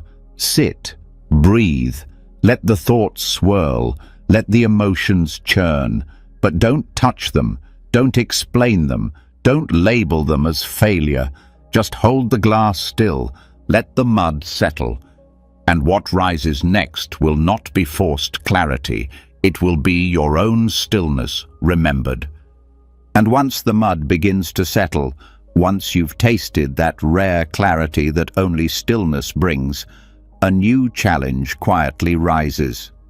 The mind notices the peace and immediately wants to replicate it, chase it, own it, turn it into a personal milestone, a success, a proof that you've finally made it. But in doing so, something tightens again. The stillness gets stirred not by pain, but by ambition, not by fear, but by effort. You start trying to earn what already belonged to you, and without realizing it, the inner calm becomes another role to perform, another standard to reach, another mask to wear. This is the trap of spiritual performance, and it's time to end the audition. That's where we go next. There's a subtle pressure that creeps into the practice of self-awareness. At first, the goal is to feel better, to suffer less, to find peace.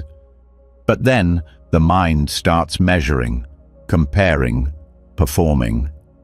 You meditate not just to sit, but to become a calm person. You reflect not just to understand, but to be more spiritual. The process becomes a show. For others, yes, but more dangerously, for yourself.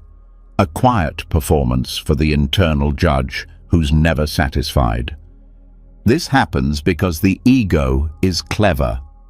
When it can no longer feed on material achievements, it shifts. It starts feeding on inner ones. It uses the language of awakening, presence, and peace. But it still wants to be special. It wants to be enlightened, not because it values truth, but because it wants superiority. It doesn't care if you're free. It cares if you look like someone who is. And suddenly, peace becomes something to deserve, something to earn, something that you don't yet have, but might achieve if you just keep trying harder. You chase stillness like a promotion. You treat meditation like a test. You wear your progress like a resume. But inner peace cannot be performed. It cannot be performed for others, and it cannot be performed for yourself. It is not something you reach by perfect posture or the right playlist or the cleanest routine. It is not waiting for you at the end of your next insight. It arrives when you stop trying to appear peaceful and simply let yourself be as you are. Buddhism reminds us that striving, even for good things, is still grasping. And all grasping leads to suffering. Even spiritual grasping. Especially spiritual grasping, because it disguises itself as wisdom. But what it really hides is resistance.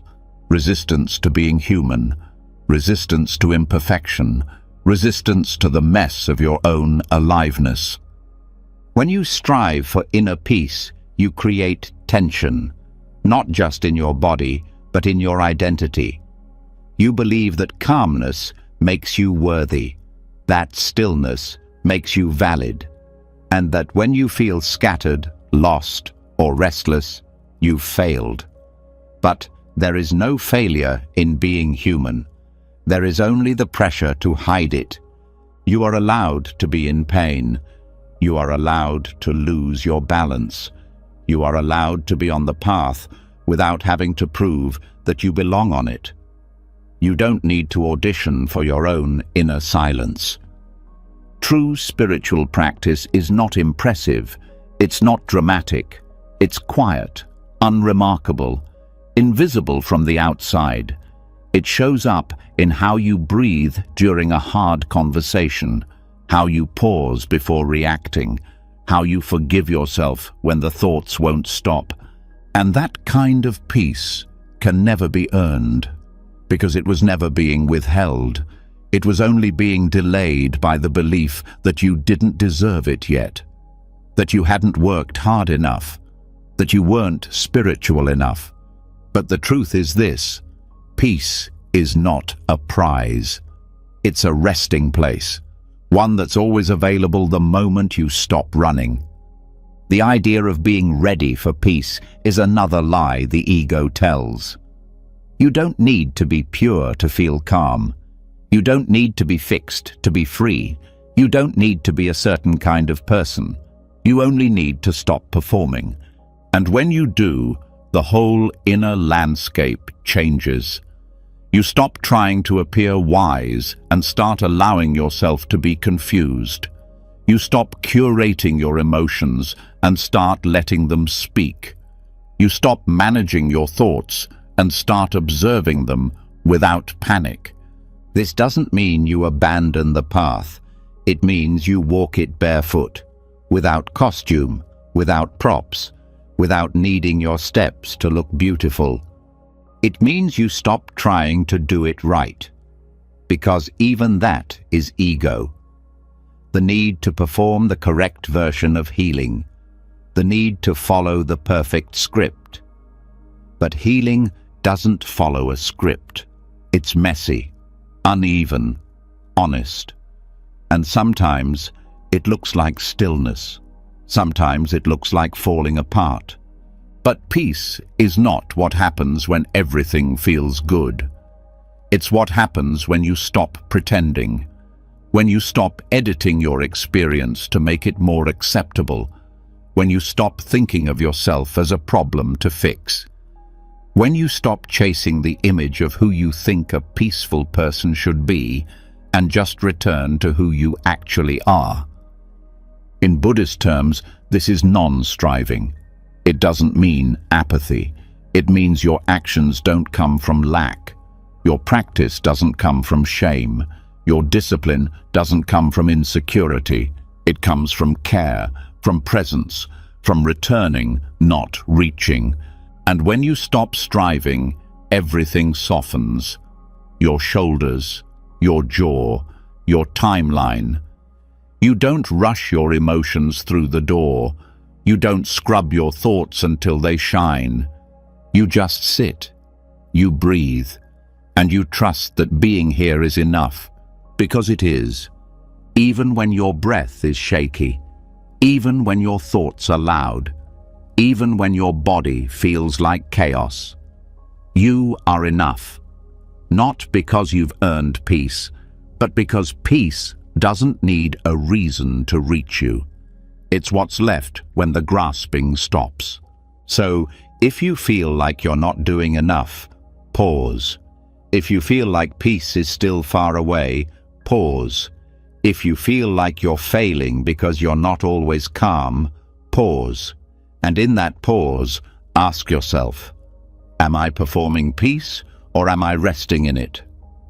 Then stop the audition, take off the mask, let go of the role. Sit as you are, not as you think you should be, and let the truth meet you there. And once you stop auditioning for inner peace, once you give up the performance and sit in your own presence without needing to prove anything, a quiet truth rises from beneath all the effort. Something deeper than calm, something older than shame. The realization that you're still holding on, not just to expectations or emotions, but to identities, versions of yourself that were built to survive, to be liked, to belong. Versions that served a purpose once, but now only keep you small, and now that you're no longer performing, it's time to let them die. That's where we go next. There are identities we wear without even knowing it. Roles stitched together from memories, fears, praise, and pain. They form early: the good child, the achiever, the strong one, the peacemaker, the rebel, the overthinker, the caretaker. These roles once protected us. They helped us function. They made us feel safe or seen, but over time, they become prisons. You forget that you put the costume on and start to believe that the costume is you. But Buddhist practice teaches that the self, this thing you call me, is not solid. It's not permanent. It's not even necessary. It's a collection of patterns, movements, attachments. Ego is not just arrogance or vanity.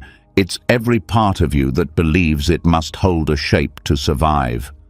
And because these shapes were useful once, the thought of letting them go feels like death. But that death is sacred, because when an old identity dies, freedom takes its place. The graveyard of the self is not a loss. It's a garden. Each identity you lay down becomes compost. It fertilizes the ground of awareness. It allows something softer to grow. Ego death is not violent. It's not dramatic. It's not about rejecting yourself. It's about releasing the version of you that no longer serves. It's the soft shedding of a layer that's become too tight. A quiet burial of a name that no longer fits. And this letting go isn't mental. It's felt in the body. It's the weight that lifts when you stop pretending to be strong. The exhale that comes when you stop trying to be the smartest person in the room. The tears that fall when you realize you no longer need to be the one who always keeps it together. In meditation, ego death can be practiced gently. You sit, you breathe, and you allow yourself to ask, who am I when I stop clinging to roles? Who am I when I stop needing to be seen a certain way? Who am I when I stop naming myself by my thoughts? At first, the answer feels like nothing. No identity rushes in to fill the space. It feels like emptiness. But stay. Stay with the emptiness, because it's not the absence of self, it's the presence of truth. The self that can be named is never the whole story. The self that dissolves is not your essence, it's your container. And when the container breaks, awareness spills into everything. You stop living from I am this or I am not that. You stop reacting from a fixed self-image. You stop defending a version of yourself that you created decades ago just to survive middle school or earn love from a distracted parent. You let it die, and what's left isn't a blank slate. It's space. Soft, open, breathing space, where presence becomes the only identity, where the only name that matters is here. This kind of death is healing because it doesn't destroy, it unburdens. It lets the masks slip off so the skin underneath can finally breathe. And yes, some of these identities will try to return. They'll whisper, "You need me." They'll say, "Without me, who are you?" But you don't need to answer. You only need to breathe. Let them speak. Let them fade. Let them fall. Let them die.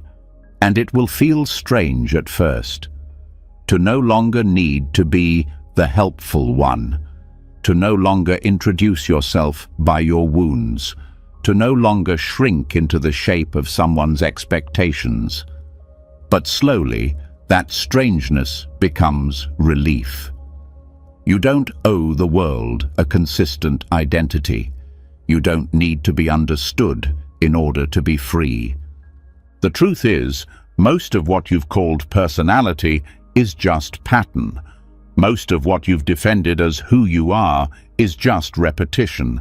And when you stop repeating, the pattern ends. The self that was built from it dissolves, and something truer, quieter, remains. This is why Buddhists bow to impermanence. Not because change is easy, but because clinging is suffering. When you hold on to a fixed idea of who you are, you trap yourself. And when life moves in ways that don't match that idea, you break. Not because life is cruel, but because you refused to change shape. But the real self doesn't break, because it doesn't cling. It watches, it adapts, it rests in silence, it trusts the letting go. And when you live from that place, your whole relationship with suffering shifts. You no longer say, "This shouldn't be happening to me," because there is no fixed me for it to happen to. You feel pain, but you don't become a victim. You feel joy, but you don't become attached.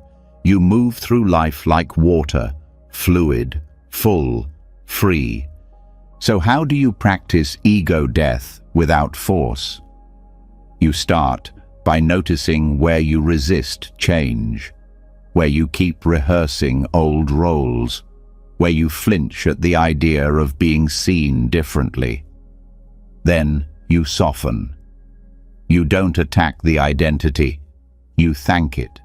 You say, "You kept me safe once, but I don't need you now," and you let it fall. You don't need to replace it.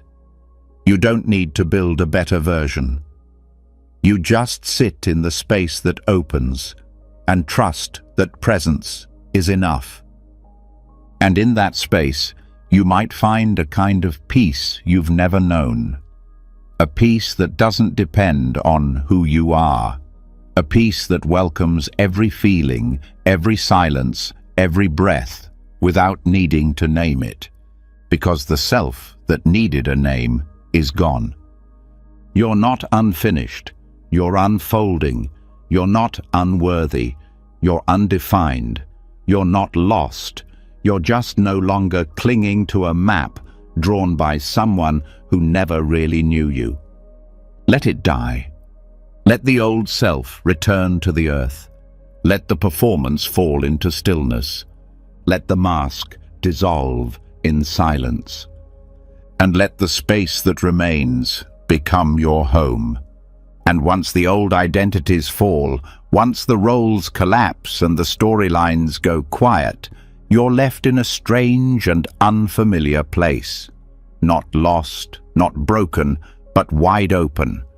And in that openness, the mind does what it always does when things get still. It starts asking questions. Why am I here? What's the point of this? What am I supposed to do now that I'm not who I used to be? It reaches for purpose, like a hand reaching for a wall in the dark. And here's the twist. Maybe there is no wall. Maybe there is no final answer. And maybe that's not a problem. Maybe that's peace. That's where we go now. There is a deep and quiet suffering that hides beneath the search for meaning. It doesn't scream, it hums, a constant tension behind the eyes, a pressure in the chest that says, "Make this count. Prove your worth. Find your purpose. Make it make sense." From childhood, we are taught to believe that life must have a reason, that pain must serve a higher function, that every moment must be folded neatly into a narrative. But Buddhism offers a different path, not a hopeless one, but a freer one, the path of letting go. The mind wants meaning the same way it wants safety. It builds frameworks, assigns labels, creates timelines. It takes everything you feel and demands to know what it's for. What does this sadness say about your growth? What lesson are you meant to learn from this failure?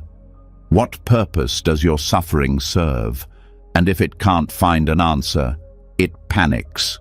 It declares the moment a waste. It calls you lost. But this panic only comes from one belief, that life must mean something in order to be worth living. What if that belief is wrong? Not wrong in a cynical way, wrong in a liberating way. Because if there's no grand narrative to live up to, no cosmic scorecard to fulfill, then you're allowed to live fully, lightly, honestly. You're allowed to feel without decoding every sensation. You're allowed to move without needing it to be progress. You're allowed to rest, not as recovery, but as life itself. The pressure to make everything meaningful can become its own kind of cage. Every emotion gets turned into a signal. Every silence gets turned into an opportunity for growth. Every experience is weighed down by expectation. The ordinary gets rejected. The quiet gets ignored. And you become a project again, this time a spiritual one. But peace doesn't need purpose. It needs space. Space to exist without needing to justify itself. Like the sky, like a mountain, like breath. These things don't mean anything. They are not trying to become something else. They are not valuable because of their function. They just are. And in their being, they reveal a truth deeper than any story. Existence is enough. When you stop chasing meaning, you don't become empty. You become free. You feel the wind and stop asking what it's trying to teach you. You hear your own heartbeat and stop wondering if it signals progress. You laugh without needing to trace it back to healing. You suffer without needing it to be profound. You start to see the sacred in the unremarkable. This is not apathy.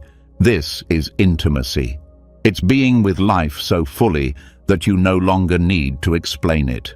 It's what Zen calls suchness, the isness of things, the raw, untouched moment before the mind adds a label.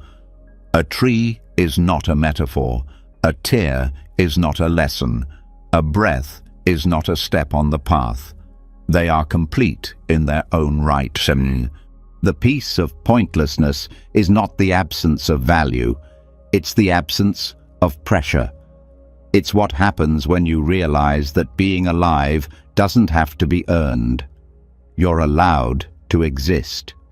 Even if your life never changes the world, even if your story never inspires anyone, even if no one understands what you're going through, the fact that you are here is enough. Letting go of the need for meaning also softens your relationship with time. You stop trying to make every day productive. You stop measuring your worth by how much you accomplish. You stop dividing your life into chapters that lead to a perfect ending.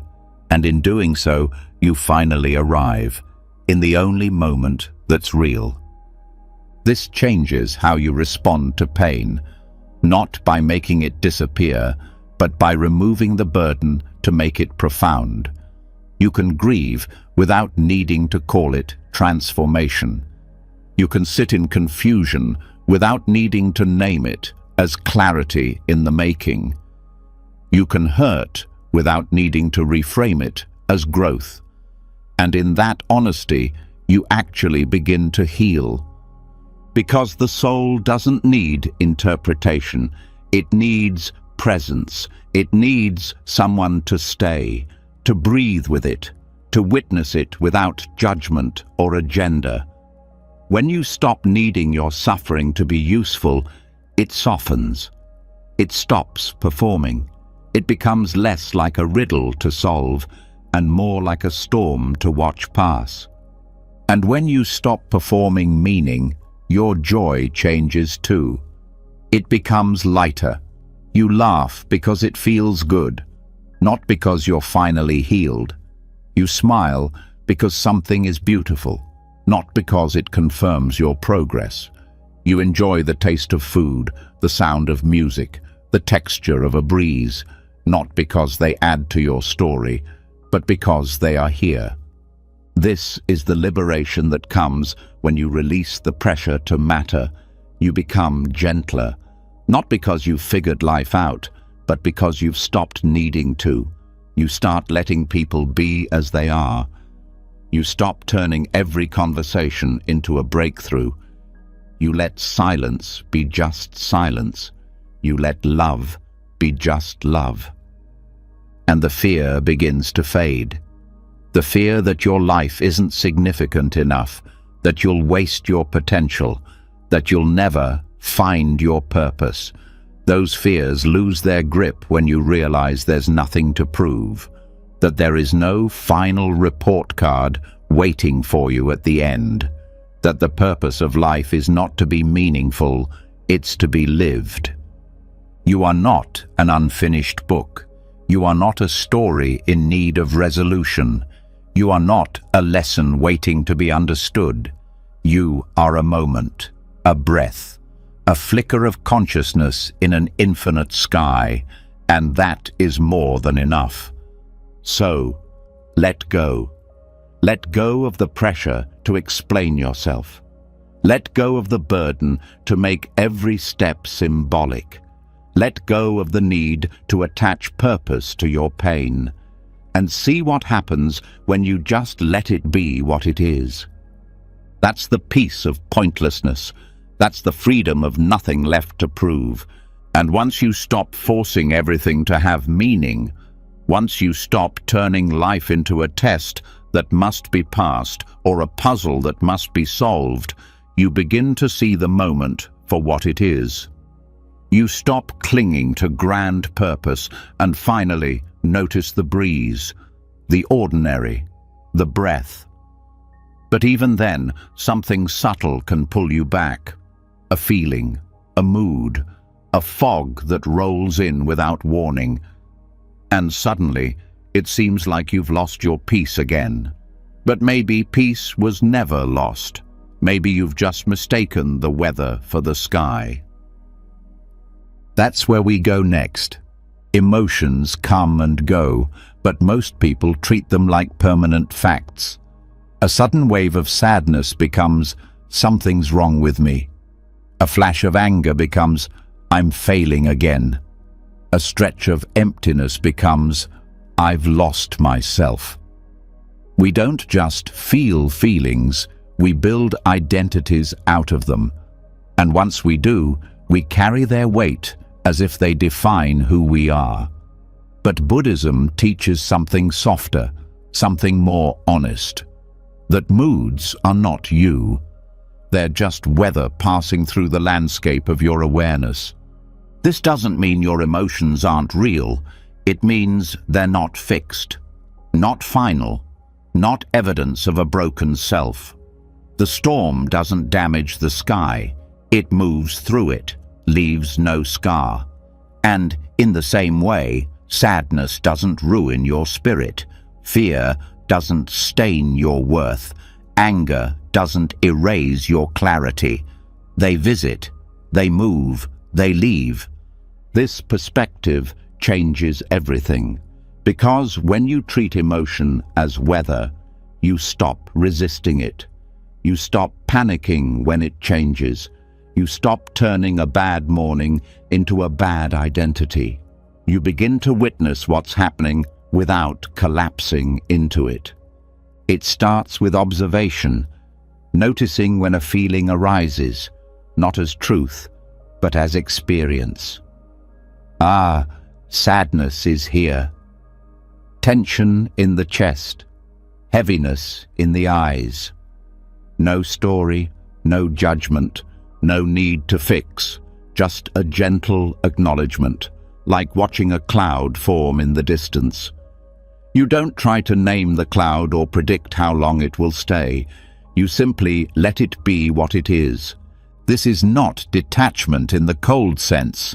It's intimacy without fusion. You're not ignoring the feeling. You're holding it without becoming it. You let it rise, move, and pass. And if it lingers longer than expected, you breathe with it. You make space for it instead of trying to squeeze it out. The mind often wants quick resolution. It wants to assign the emotion a cause, a meaning, a solution. But most moods don't need solving. They need seeing. They need room to exist without pressure. When you create that room, emotions soften on their own. The heat cools. The fog lifts. Not because you forced it, but because you stopped feeding it with panic. Treating emotion as weather also builds trust. You begin to see that no feeling lasts forever. Even the sharpest anxiety eventually fades. Even the deepest loneliness eventually shifts. There's a rhythm to the inner world, just like nature, and the more you observe that rhythm, the less you fear it. You know that when the rain comes, the sun is not gone, it's just behind the clouds. The same is true of peace. The same is true of you. This shift also helps you avoid self-rejection, because when you believe your emotions define you, you start to judge yourself by your weather. A calm week makes you feel wise. An anxious day makes you feel broken. But this is illusion. The weather is not the climate, and the climate is not the earth. You are not your temporary storms. You are the awareness that holds them. This awareness becomes your shelter. When the wind picks up and the mood darkens, you go inward, not to escape, but to anchor. You breathe. You watch. You remember that nothing you're feeling is proof of failure. It's proof that you're alive, and some weather is harder to sit with. Shame, for instance, feels like it will never end. But it does. It always does. It's just a thick fog. It doesn't speak truth. It speaks memory. You don't need to argue with it. Just don't give it your name. Don't say, "I am ashamed." Say, "Shame is here," and that small change saves you. This also frees your relationships. Because when you stop identifying with your moods, you stop making them other people's responsibility. You feel low, but you don't blame. You feel reactive, but you don't lash out. You begin to say, "I'm feeling this, and I know it's passing."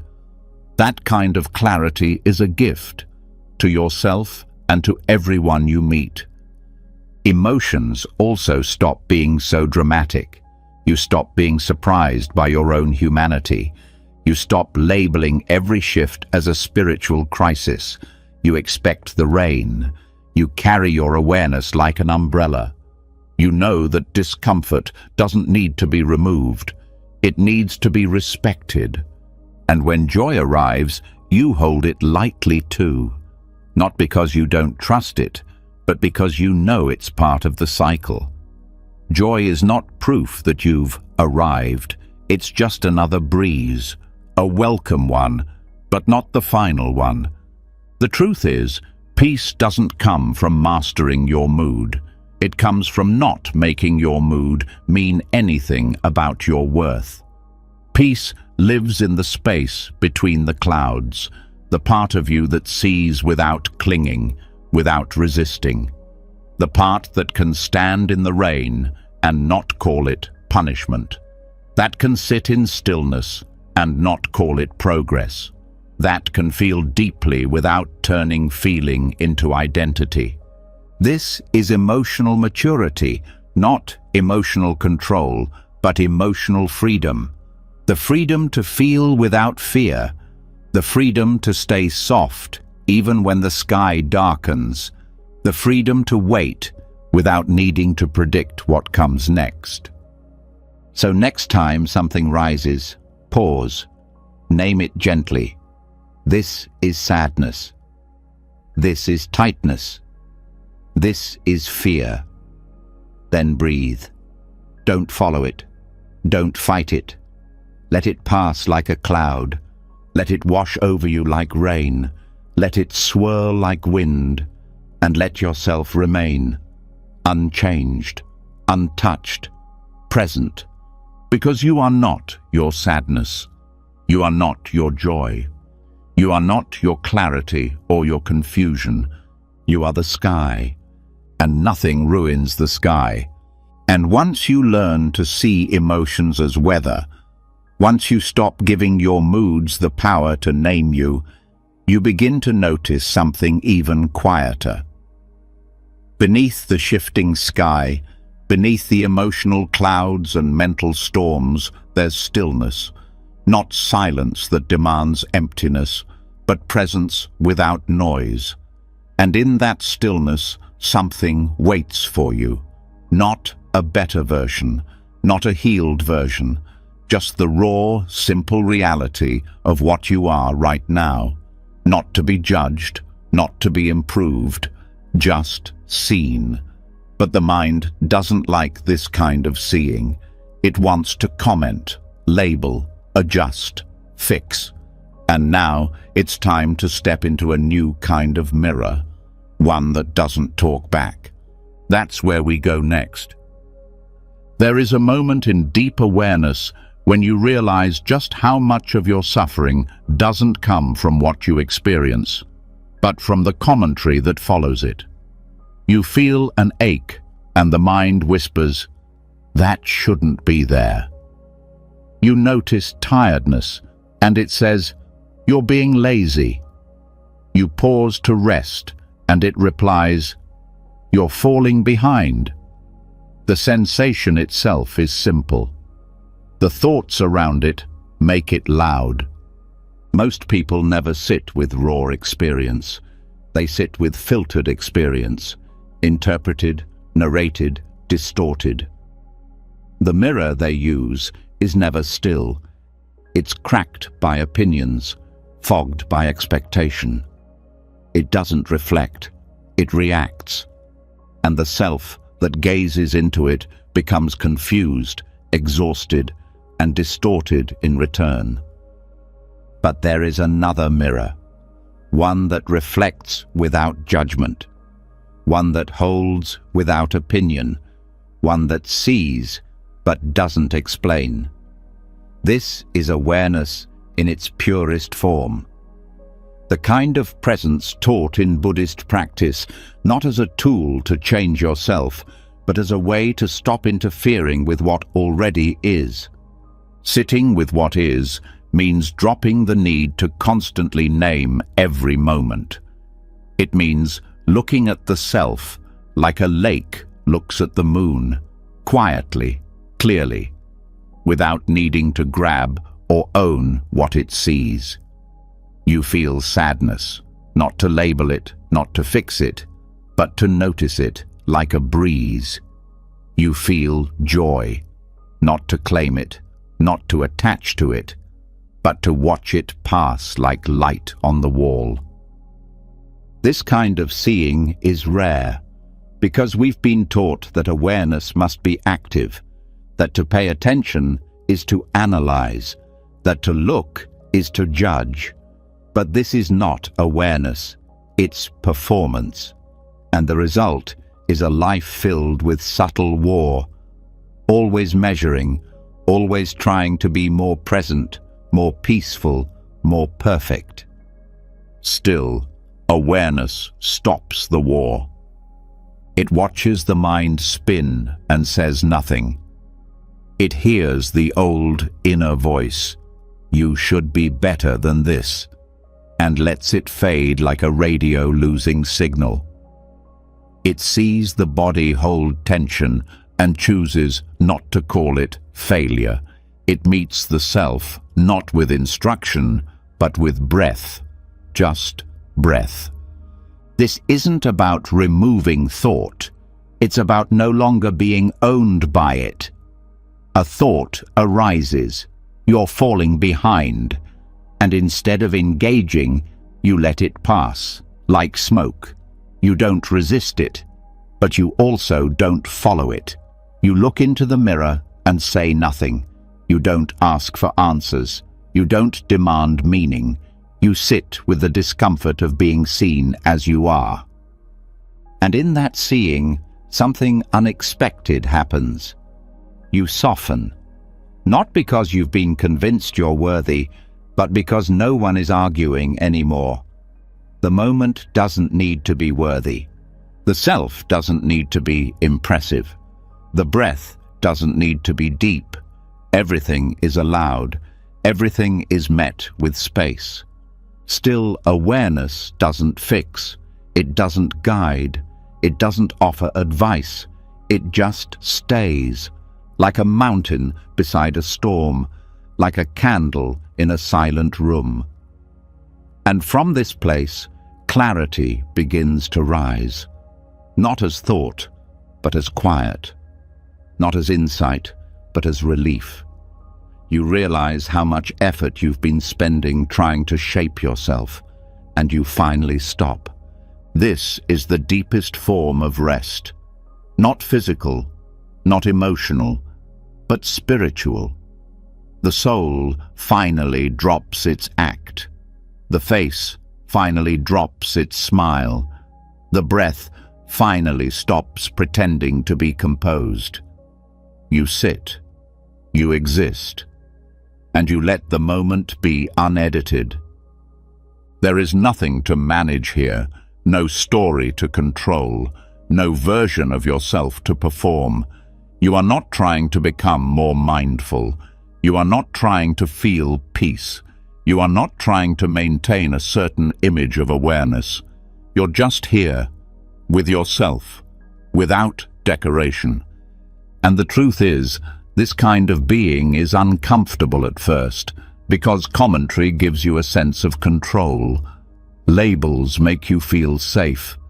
Even criticism can feel familiar, like a parent you've never stopped trying to impress.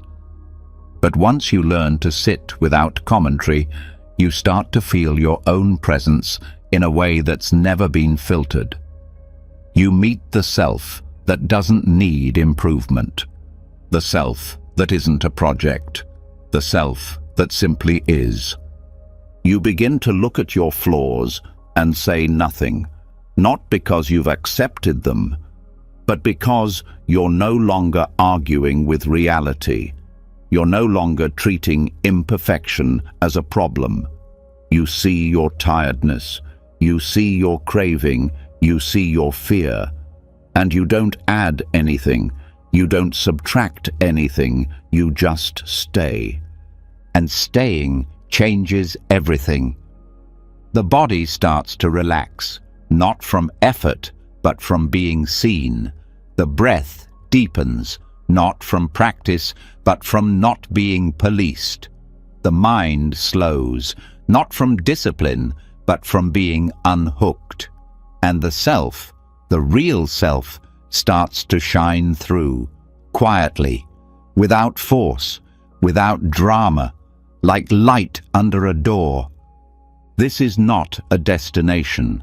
It's not something to reach. It's something to remember. The still mirror is already here. You've just been standing in front of a louder one. So, how do you practice this? You sit, you breathe, you watch, and when the commentary arises, as it will, you notice it like a leaf in water. You don't grab it, you don't shame it. You let it float by, and you return to the mirror that doesn't talk back. You look at your face without deciding anything about it. You look at your past without writing a story about what it means.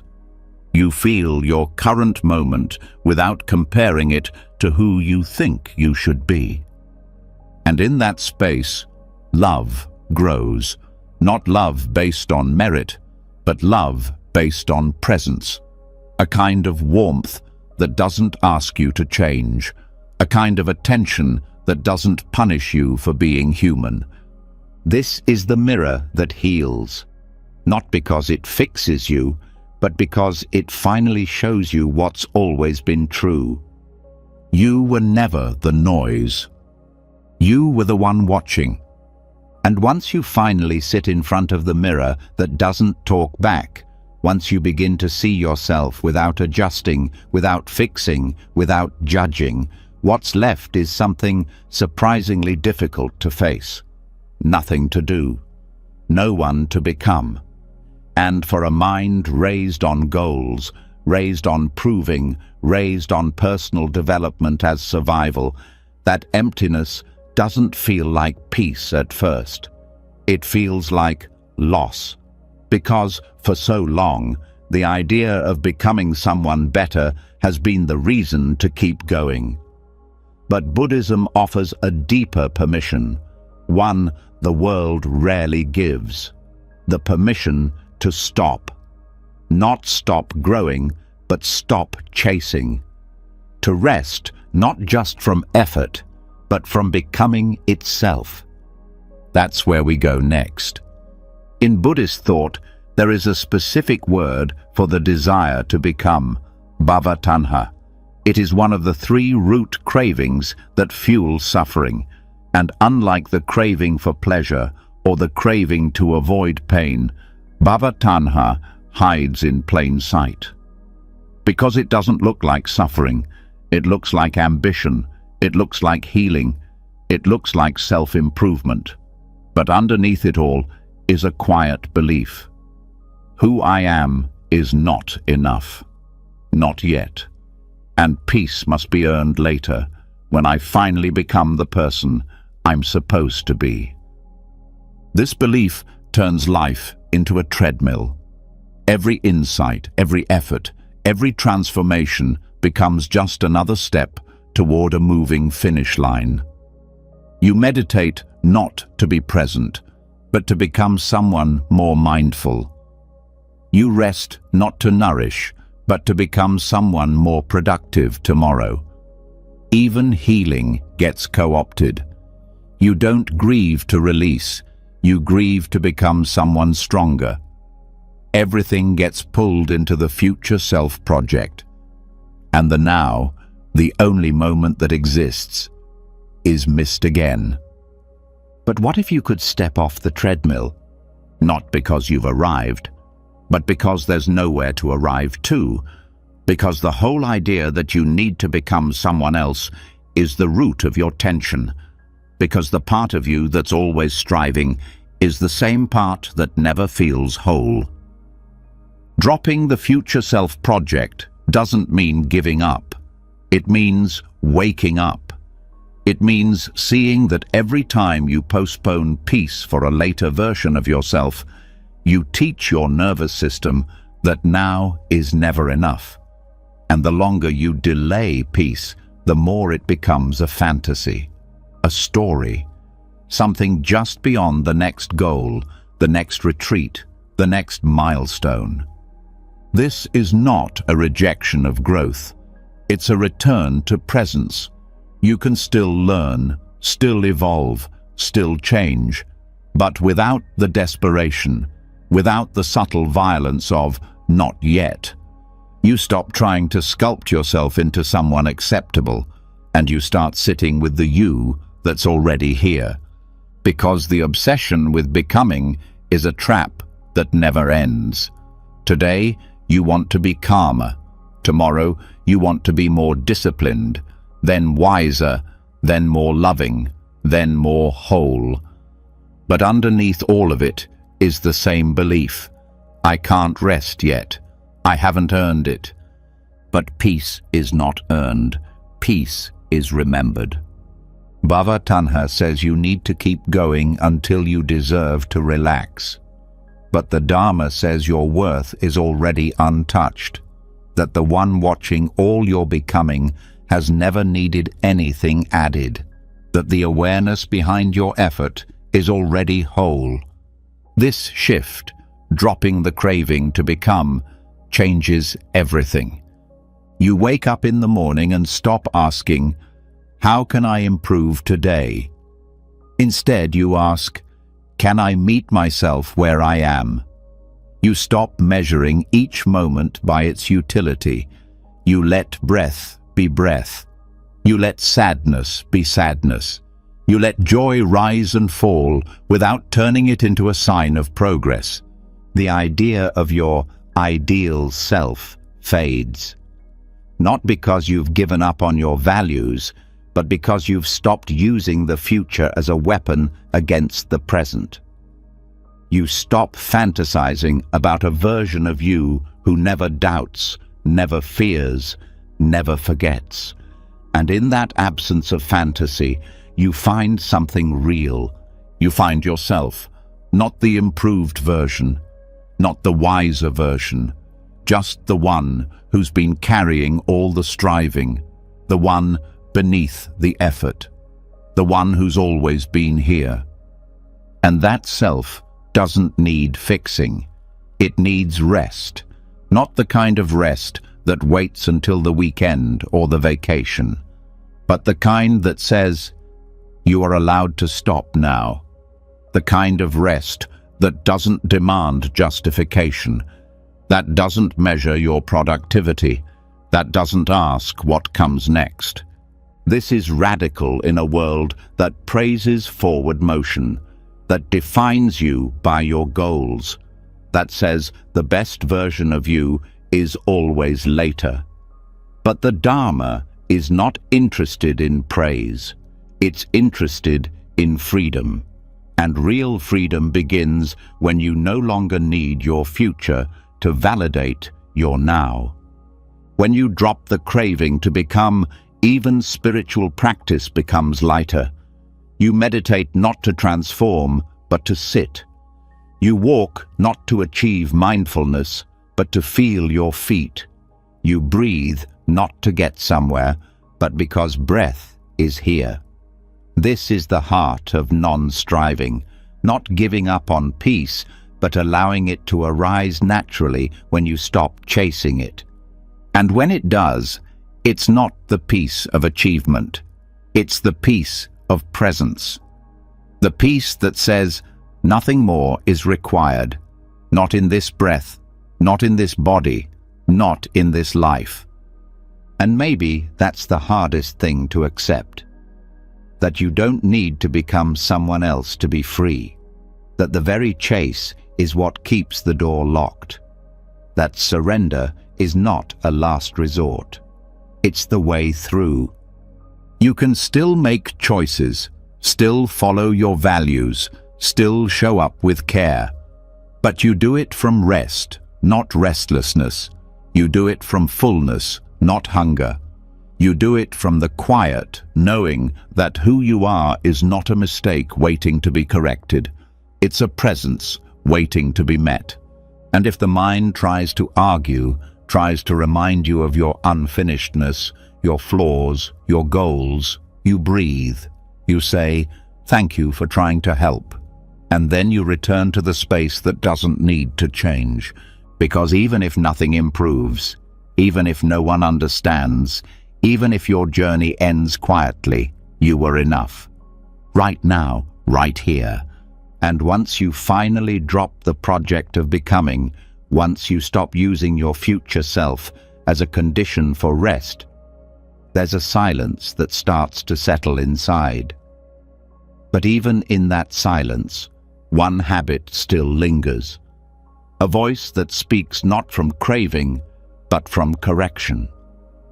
A voice that doesn't ask you to change because you're not enough, but because you should know better.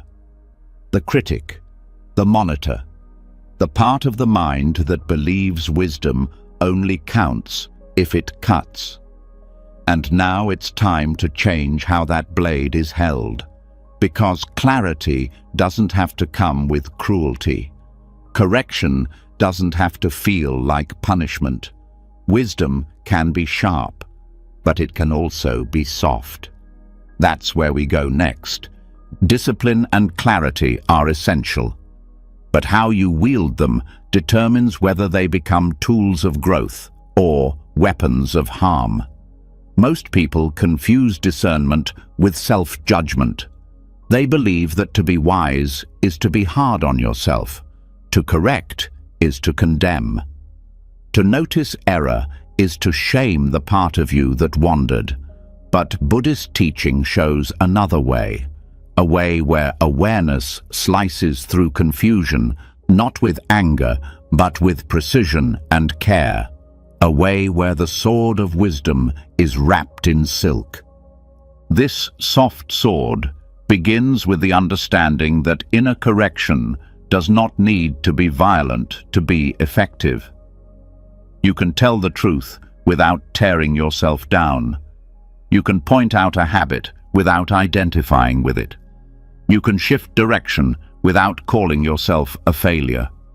The mind often believes that if it doesn't criticize, you'll never grow. That if it doesn't scold, you'll make the same mistake again. But this belief comes from fear, not clarity. Harshness doesn't create awareness, it creates tension. And tension clouds perception. When you attack yourself, you contract. Your body tightens, your heart defends, and the lesson gets buried under shame. But when you speak to yourself with gentleness, the mind stays open. The nervous system remains stable, and the truth, however sharp, can be received. You become able to see clearly without shutting down, to respond without collapsing. Soft discernment sounds like this. I acted from fear today, not what's wrong with me. It sounds like this reaction came from old pain, not I'll never be better. It sounds like I can choose differently next time, not I always ruin things. The language shifts, and with it, the energy inside you shifts too. This does not mean you let everything slide. Softness is not passivity, it's precision. The soft sword cuts only what needs to be cut. It doesn't slash wildly through the soul. It doesn't punish for imperfection. It removes confusion. It trims delusion. It separates habit from identity. And it does all of this without breaking the spirit that holds it. In practice, this looks like pausing before reaction. Not to suppress emotion, but to meet it with curiosity. It means noticing a destructive thought and saying, "Ah, that old pattern." Not believing it, not indulging it, but also not attacking yourself for having it. It means giving your pain a name without giving it control. You do not become stronger by being harder. You become stronger by being clearer. And clarity is kind. Not soft in the way that avoids truth, but soft in the way that truth can be received without damage. The Buddha used the word prajna for wisdom, a sharp, penetrating insight. But it was always balanced by karuna, compassion. Wisdom sees, compassion holds. Together, they become the soft sword, discernment that does not destroy. Without this balance, your practice turns brittle. You catch your faults, but never feel free. You see your patterns, but never feel whole. You walk the path, but never feel worthy. Because every step is followed by a critic instead of a companion.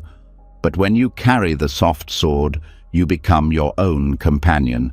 You don't hide from the truth, but you don't use it to hurt yourself either. You guide yourself like someone who matters. You correct gently. You realign without rage. This changes how you meet failure. Instead of collapsing into blame, you lean into understanding. Instead of reliving mistakes, you study them without shame. Instead of rehearsing your worst moments, you harvest their wisdom and move forward clean. And it changes how you meet others. Because the way you treat yourself is the way you end up treating the world. If you punish your own mind for wandering, you'll have no patience for others. If you reject your own darkness, you'll judge everyone else's. But when your inner sword is wrapped in silk, you become safe to be around. Not because you never see what's wrong, but because your vision doesn't wound. You begin to teach by example. You show that clarity doesn't require cruelty, that direction doesn't require domination, that discipline can be an act of love, and that presence is most powerful when it's gentle. This is not a technique, it's a shift in identity. You stop seeing yourself as a problem that needs to be fixed. You stop using truth as punishment. You start using truth as healing, like light, not heat, like medicine, not shame. And when you live this way long enough, a new trust is born. You stop fearing your own reflection. You stop hiding from your own patterns, because you know that whatever arises, you will meet it wisely and kindly. So the next time you catch yourself drifting, pause. The next time you feel the sting of regret, pause. The next time you speak to yourself in a tone that tightens your breath, pause. And in that pause, reach for the soft sword. Not to slash, not to silence, just to see. And in that seeing, to free. And once you begin using clarity like a soft sword, once you stop cutting yourself just to be honest, you realize something deeper about the mind's pain, that it doesn't always scream. Sometimes it loops. Sometimes it doesn't hurt like fire, but like friction. It revisits, replays, rewinds. Not because you want to suffer, but because some part of you believes that going over it one more time will solve it, explain it, heal it. But it never does. It just reopens what's trying to close. It just keeps picking at what wants to mend. This is the quiet harm of rumination, and now it's time to stop scratching what could have already healed. That's where we go next. Rumination is one of the mind's most deceptive habits. It feels like thinking, but it's not.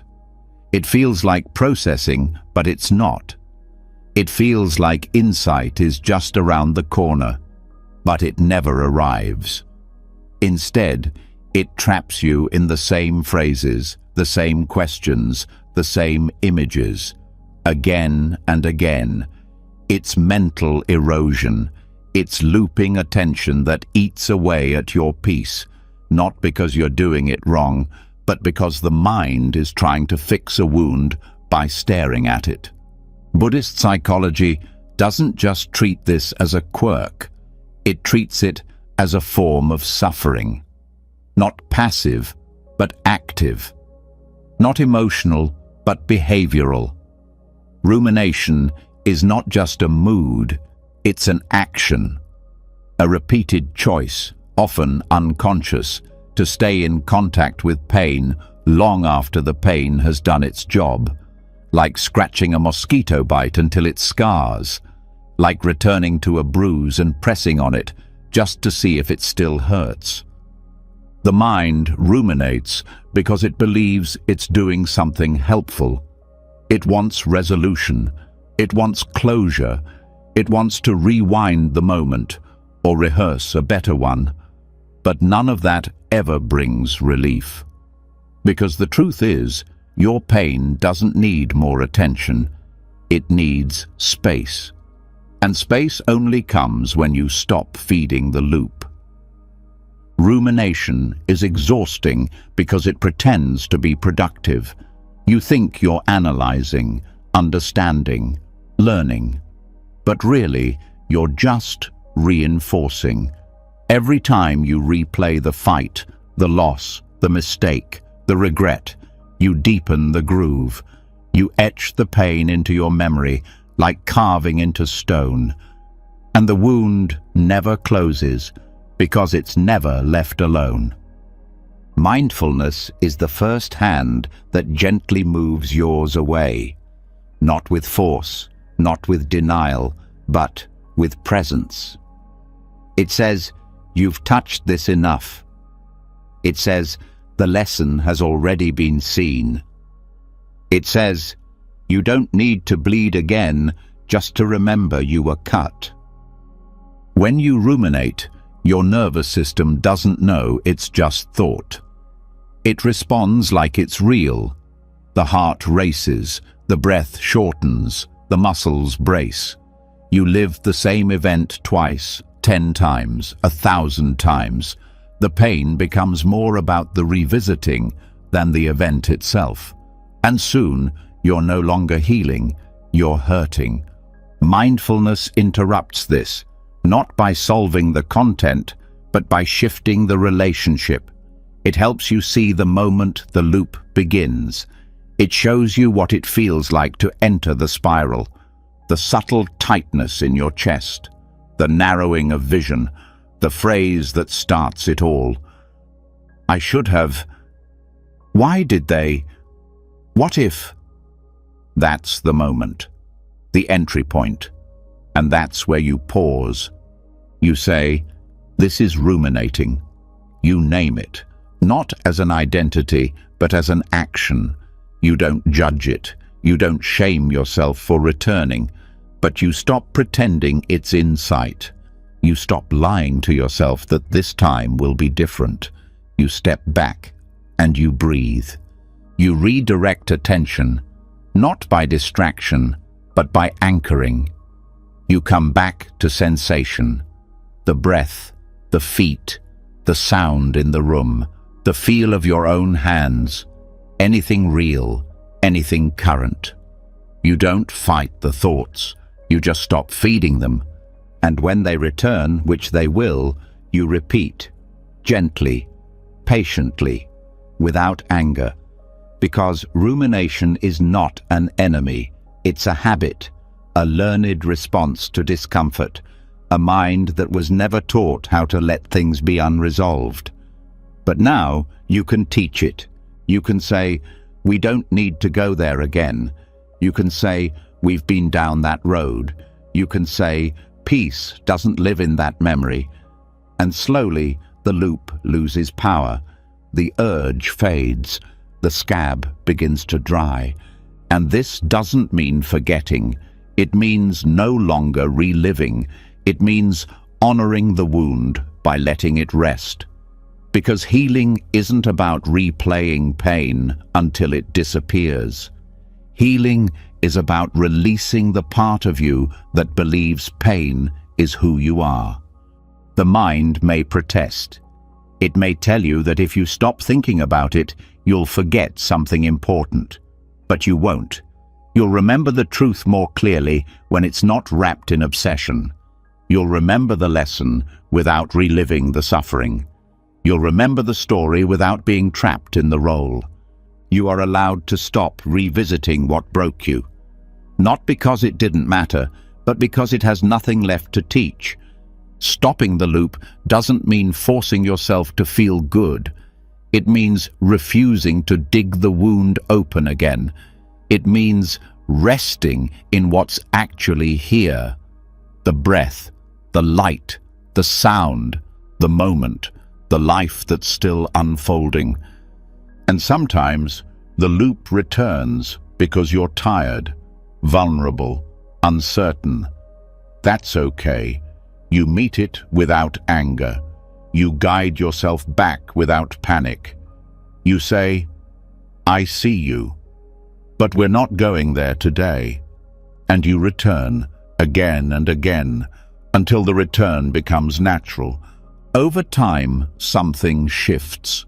The mind gets quieter, not because you shut it down, but because it trusts you now.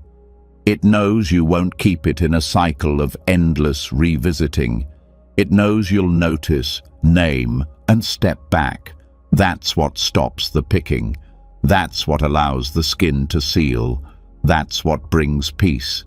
Not by rewriting the story, but by leaving it on the shelf and stepping outside, into the air, into the now, into the part of your life that isn't stuck in a loop, but still waiting to be lived. And once you stop the loop, once you gently remove your hand from the scab and stop reopening the pain just to feel like you're doing something, you're left with something quieter, but no less real. The ache is still there, not sharp, not loud, but present, not demanding attention, but not ready to vanish either. And this is the moment where most people turn away again, try to distract, try to move on. But what if, instead of turning away, you turn toward it, with kindness, not to analyze, but to speak, not to interrogate, but to listen. What if you treated your suffering not as a threat, but as a frightened part of you waiting to be met with compassion? That's where we go next. There's a practice that grows out of Buddhist mindfulness and is echoed in many traditions of contemplative healing. It's simple. You visualize a chair across from you. You place your suffering there, not the whole story, just the emotion, the fear, the sorrow, the shame, the part of you that aches, and you talk to it. Not like an enemy, not like a problem, but like a child who doesn't know how to ask for help. This sounds strange at first, but it's not imaginary. It's intimacy, the kind that most people never give themselves, because instead of turning toward pain with presence, they avoid it or attack it. They either suppress it until it leaks out in strange ways, or obsess over it until they're drowned in it. But pain doesn't heal through avoidance or obsession. It heals through relationship. The empty chair is a doorway to relationship. You sit quietly. You breathe. You sense the emotional knot inside you. You ask it to take a seat, not to be fixed, but to be heard. And then you speak, gently, slowly, like someone who is trying to understand. You say things you've never said to your pain before. Things like, "I see you," or "I'm here now," or "You don't have to protect me anymore." This kind of speaking isn't performance. It's not about saying the right words. It's about offering what your suffering never got: a listening presence, a kind witness, a voice that doesn't flinch. You might ask your pain where it came from. You might ask it what it's afraid of. You might ask it what it needs. Not because you expect a clear answer, but because the act of asking builds trust. It signals that you're no longer trying to erase it. You're willing to be with it. And sometimes the pain answers, not in words, but in sensation, tightness, tears, memory.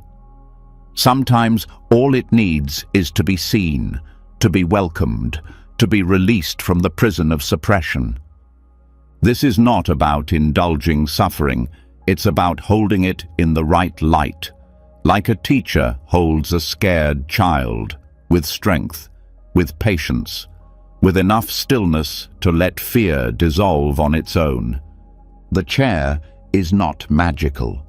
It's a symbol, a space where you stop treating pain like an invader and start treating it like a visitor, a lost part of yourself that's been crying in the dark.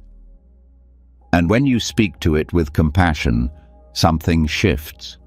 The pain softens, the body relaxes. The loop you've been caught in for years begins to loosen, not through force, but through kindness. This practice also reveals how often we speak to ourselves with cruelty. When you hear the voice you use on your own pain, it becomes clear why healing has been so hard.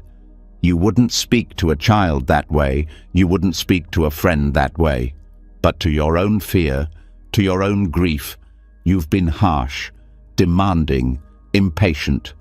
The empty chair shows you what another tone feels like. A tone that says, "I know you've been trying to help me survive." A tone that says, "You carried a burden I didn't know how to name." A tone that says, "You don't have to hold it alone anymore." And you begin to realize that the part of you in that chair is not the enemy. It's the part that learned to brace, to protect, to tighten around the wound because no one else knew how to hold it. And now, with you here, that part doesn't need to be alone. You don't need to fix it. You only need to speak to it, sit with it, listen to it. And slowly, the emotion begins to integrate, not as identity, but as history. It stops being something that defines you. It becomes something that shaped you and then passed. This changes your relationship with every part of your past. You stop needing to justify it. You stop needing to rewrite it. You stop needing to turn it into a lesson. You simply hold it, as is, with presence. And when the pain rises again, which it may, you don't panic. You bring out the chair again. You say, "Welcome back, let's talk." And just like that, the habit of fear becomes the practice of care. This is not easy work. It's tender, it's slow, it's sacred, but it's also incredibly powerful. Because once you know how to speak to your pain, you stop being afraid of it. Once you know how to meet your fear, you stop running from it. Once you know how to listen to your sadness, you stop drowning in it. You become a safe place for yourself, and that changes everything. So try it, not once, but gently, again and again. When you feel lost, when you feel overwhelmed, when you feel like you're about to spiral, sit down, place the chair, let your pain sit across from you, and speak. Because healing doesn't always begin with silence. Sometimes it begins with a sentence. One sentence of kindness you never knew you were allowed to say. And once you've sat across from your own pain, once you've spoken to it gently, witnessed it without flinching, and given it the attention it never had, you begin to notice something unexpected. Not the kind of breakthrough the mind was hoping for. Not a sudden clarity or final answer, but something softer, a returning, a kind of quiet that doesn't come from solving the wound, but from being willing to hold it without conditions. And that's when it becomes clear. Peace doesn't begin with change. It begins with remembering. Not who you could become, but who you already were, before the world started teaching you how to forget. That's where we go next. There's an idea that runs through modern spiritual life like an invisible wire, that peace is something to work toward, that enlightenment is a finish line, that healing is a ladder with rungs to climb. Even the language we use gives it away. Higher self, spiritual goals, awakening stages.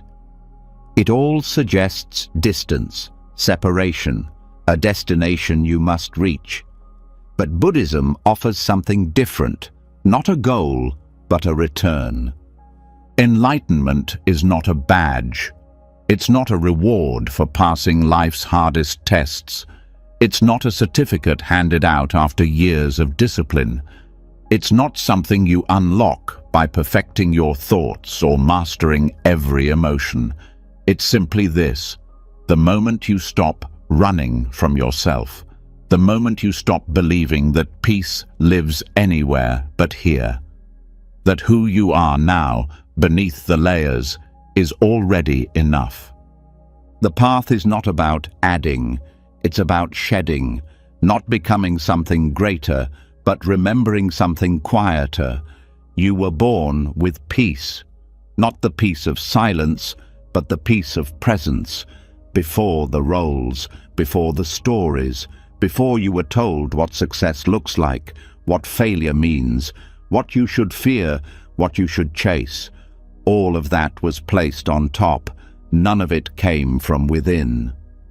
And so the real journey is a return, not to childhood, not to ignorance, but to essence, to the part of you that existed before identity hardened, before every experience was measured against expectation, before the world convinced you that you were something to fix. You don't have to achieve peace. You just have to stop abandoning yourself. Every time you force yourself to fit in, every time you judge a feeling for staying too long, every time you pretend to be okay when you're not, That's the abandonment. And peace waits right outside that door. This doesn't mean life stops asking things of you.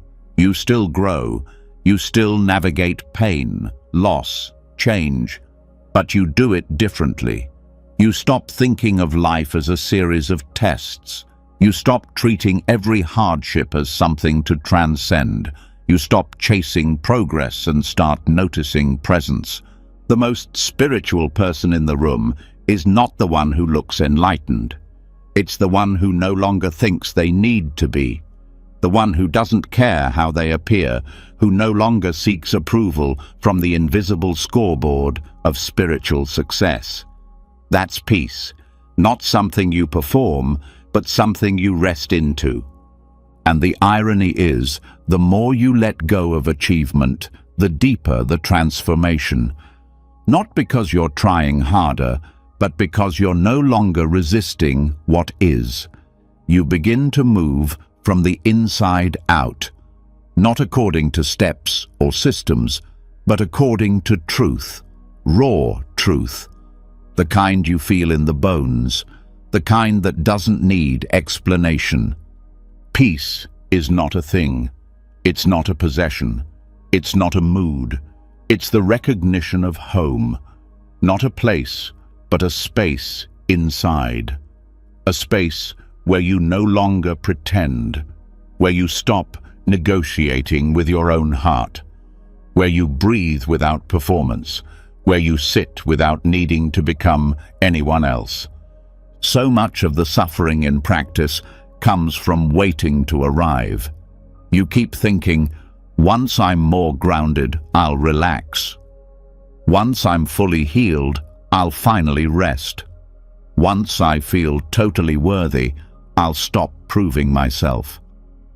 But the truth is, none of those moments will ever come if you keep tying them to the future. You don't find peace through achievement. You find it through surrender. Surrender doesn't mean giving up.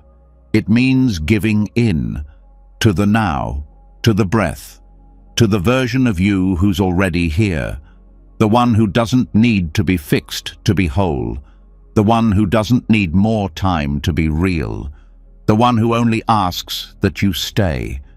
That's the quiet message at the heart of all deep practice. Stay, not in perfection, not in mastery, just in presence.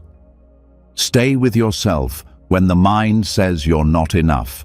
Stay with your breath when it wants to run. Stay with your heart when it aches without a reason. Stay long enough to hear what the silence is really saying, and what it says is this: you were never far. You just got caught in the idea that peace lives somewhere else. So you don't need to climb any higher. You don't need to unlock any secrets. You don't need to be more enlightened than you were yesterday. You just need to come home. Come home to the version of you that doesn't need defending. Come home to the quiet awareness that doesn't speak in comparison. Come home to the presence that never left, even when you did. Come home, not because it's an accomplishment, but because it's your nature. Like gravity, like stillness, like the breath you don't control but continues anyway. And when you do, when you really let yourself return, you'll notice something. You don't feel proud, you don't feel victorious, you just feel okay. Okay in a way that doesn't depend on anything. Okay in a way that doesn't need applause. Okay in a way that says, I am already enough. And that is the deepest peace of all. And once you remember that peace is not something you achieve, but something you come home to, you begin to see all the places where you've been taught to earn what you already are. You start to notice how much of your inner life has been built like a performance. And beneath the performance, there's often something colder. A courtroom, a place in the mind where you're always on trial. One moment the judge, the next the accused, constantly switching roles, always arguing, always justifying. And what's most exhausting of all is that the verdict never arrives, because peace doesn't come from winning the trial, it comes from leaving the courtroom altogether. That's where we go next. The human mind is endlessly skilled at turning experience into judgment. Every feeling is cross-examined. Every mistake is brought into evidence. Even rest becomes something to defend. There's a voice in the background, sometimes loud, sometimes subtle, asking, "Did I do enough? Was that the right choice? Why did I feel that? What will they think of me?" And behind every question is the same stage, an inner courtroom where you're both the prosecutor and the defendant. This inner theater is rarely noticed directly. It doesn't feel like performance. It feels like being responsible, like trying to improve. But underneath that language is a constant sense of unease. You're never fully innocent. You're always trying to prove that you're not as flawed, lazy, selfish, emotional, or weak as some part of you suspects you might be. And the cost of this trial is your peace. In Buddhist teachings, this pattern is closely tied to attachment, to identity, to being right, to controlling how you're seen. And it thrives in a mind without equanimity. Equanimity, or upekkha, is not indifference. It's not apathy. It's the quiet capacity to observe without clinging, to see clearly without turning every moment into a moral conclusion, to let life move without making it about your worth.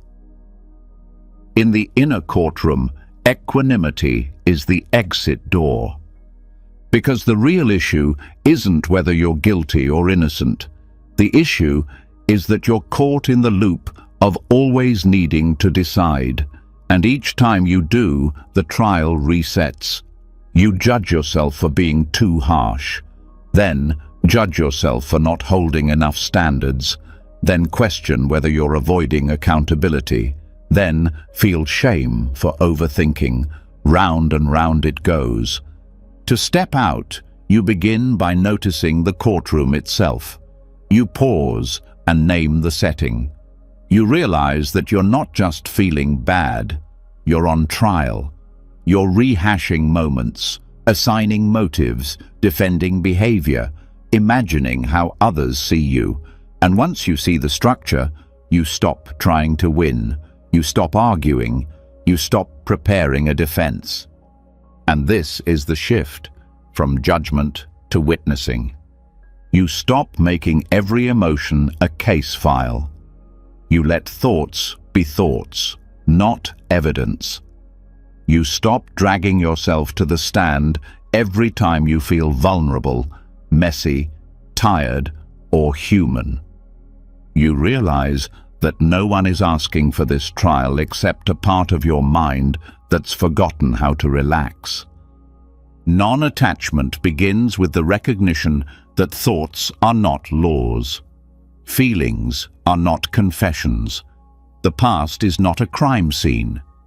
And the self does not need to be cleared of wrongdoing in order to be whole. There's deep fear in letting go of this process, because it's become your way of staying in control. But the truth is, there is no peace inside the courtroom. Even when you win the argument, the judge is still watching. The silence is never safe. There's always another mistake waiting to be reviewed, another moment to dissect, another feeling to cross-examine. You may try to silence the judge with affirmations, or soften the prosecution with explanations. But these are just new roles in the same play.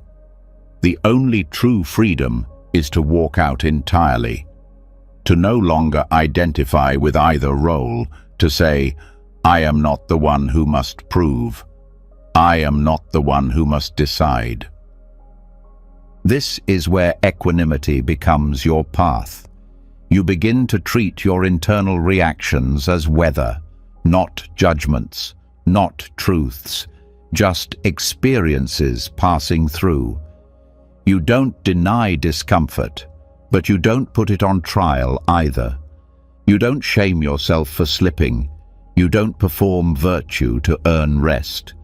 You just sit with what's here, letting it be ungraded, letting it breathe.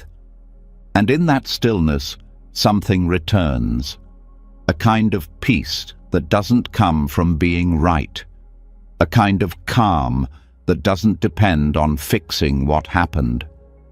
You start to feel the softness underneath the noise, the part of you that was never trying to win, just trying to be. This is not about becoming passive, it's about becoming whole, because when you're no longer at war with yourself, you act from clarity, not guilt, from compassion, not fear. You still take responsibility, but not as a sentence, as a choice. You begin to guide yourself not with force, but with care. You reflect without weaponizing memory. You apologize without shame. You grow without turning every misstep into a trial. And most importantly, you rest. You stop looking over your shoulder, waiting for the next internal verdict. You stop bracing every time you make a choice.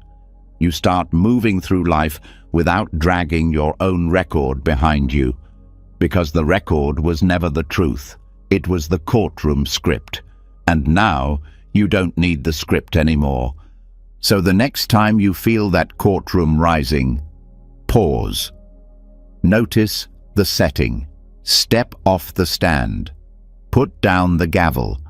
Let go of both the defense and the prosecution and walk out into the air, into the breath, into the moment that asks nothing of you but presence.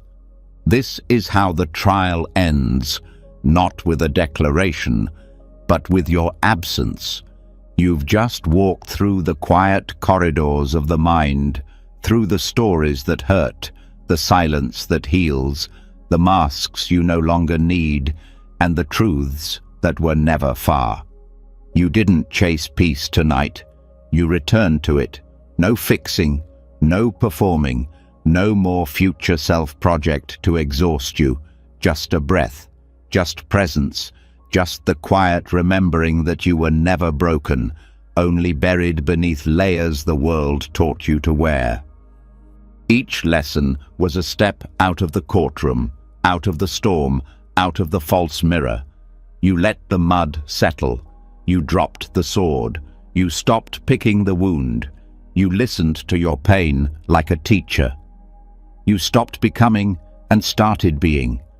That's not a small thing. That's a homecoming. So as you drift into sleep, let the teachings stay with you, not as ideas, but as anchors. Let them melt into the background of your breath, your body, your being. There's nothing left to prove, nothing to earn, nothing to correct.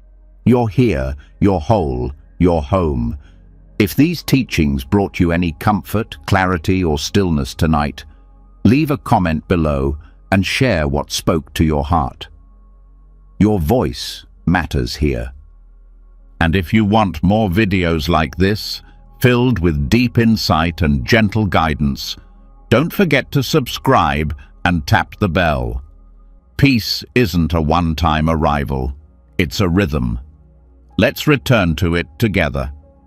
Good night, and may your stillness echo into tomorrow.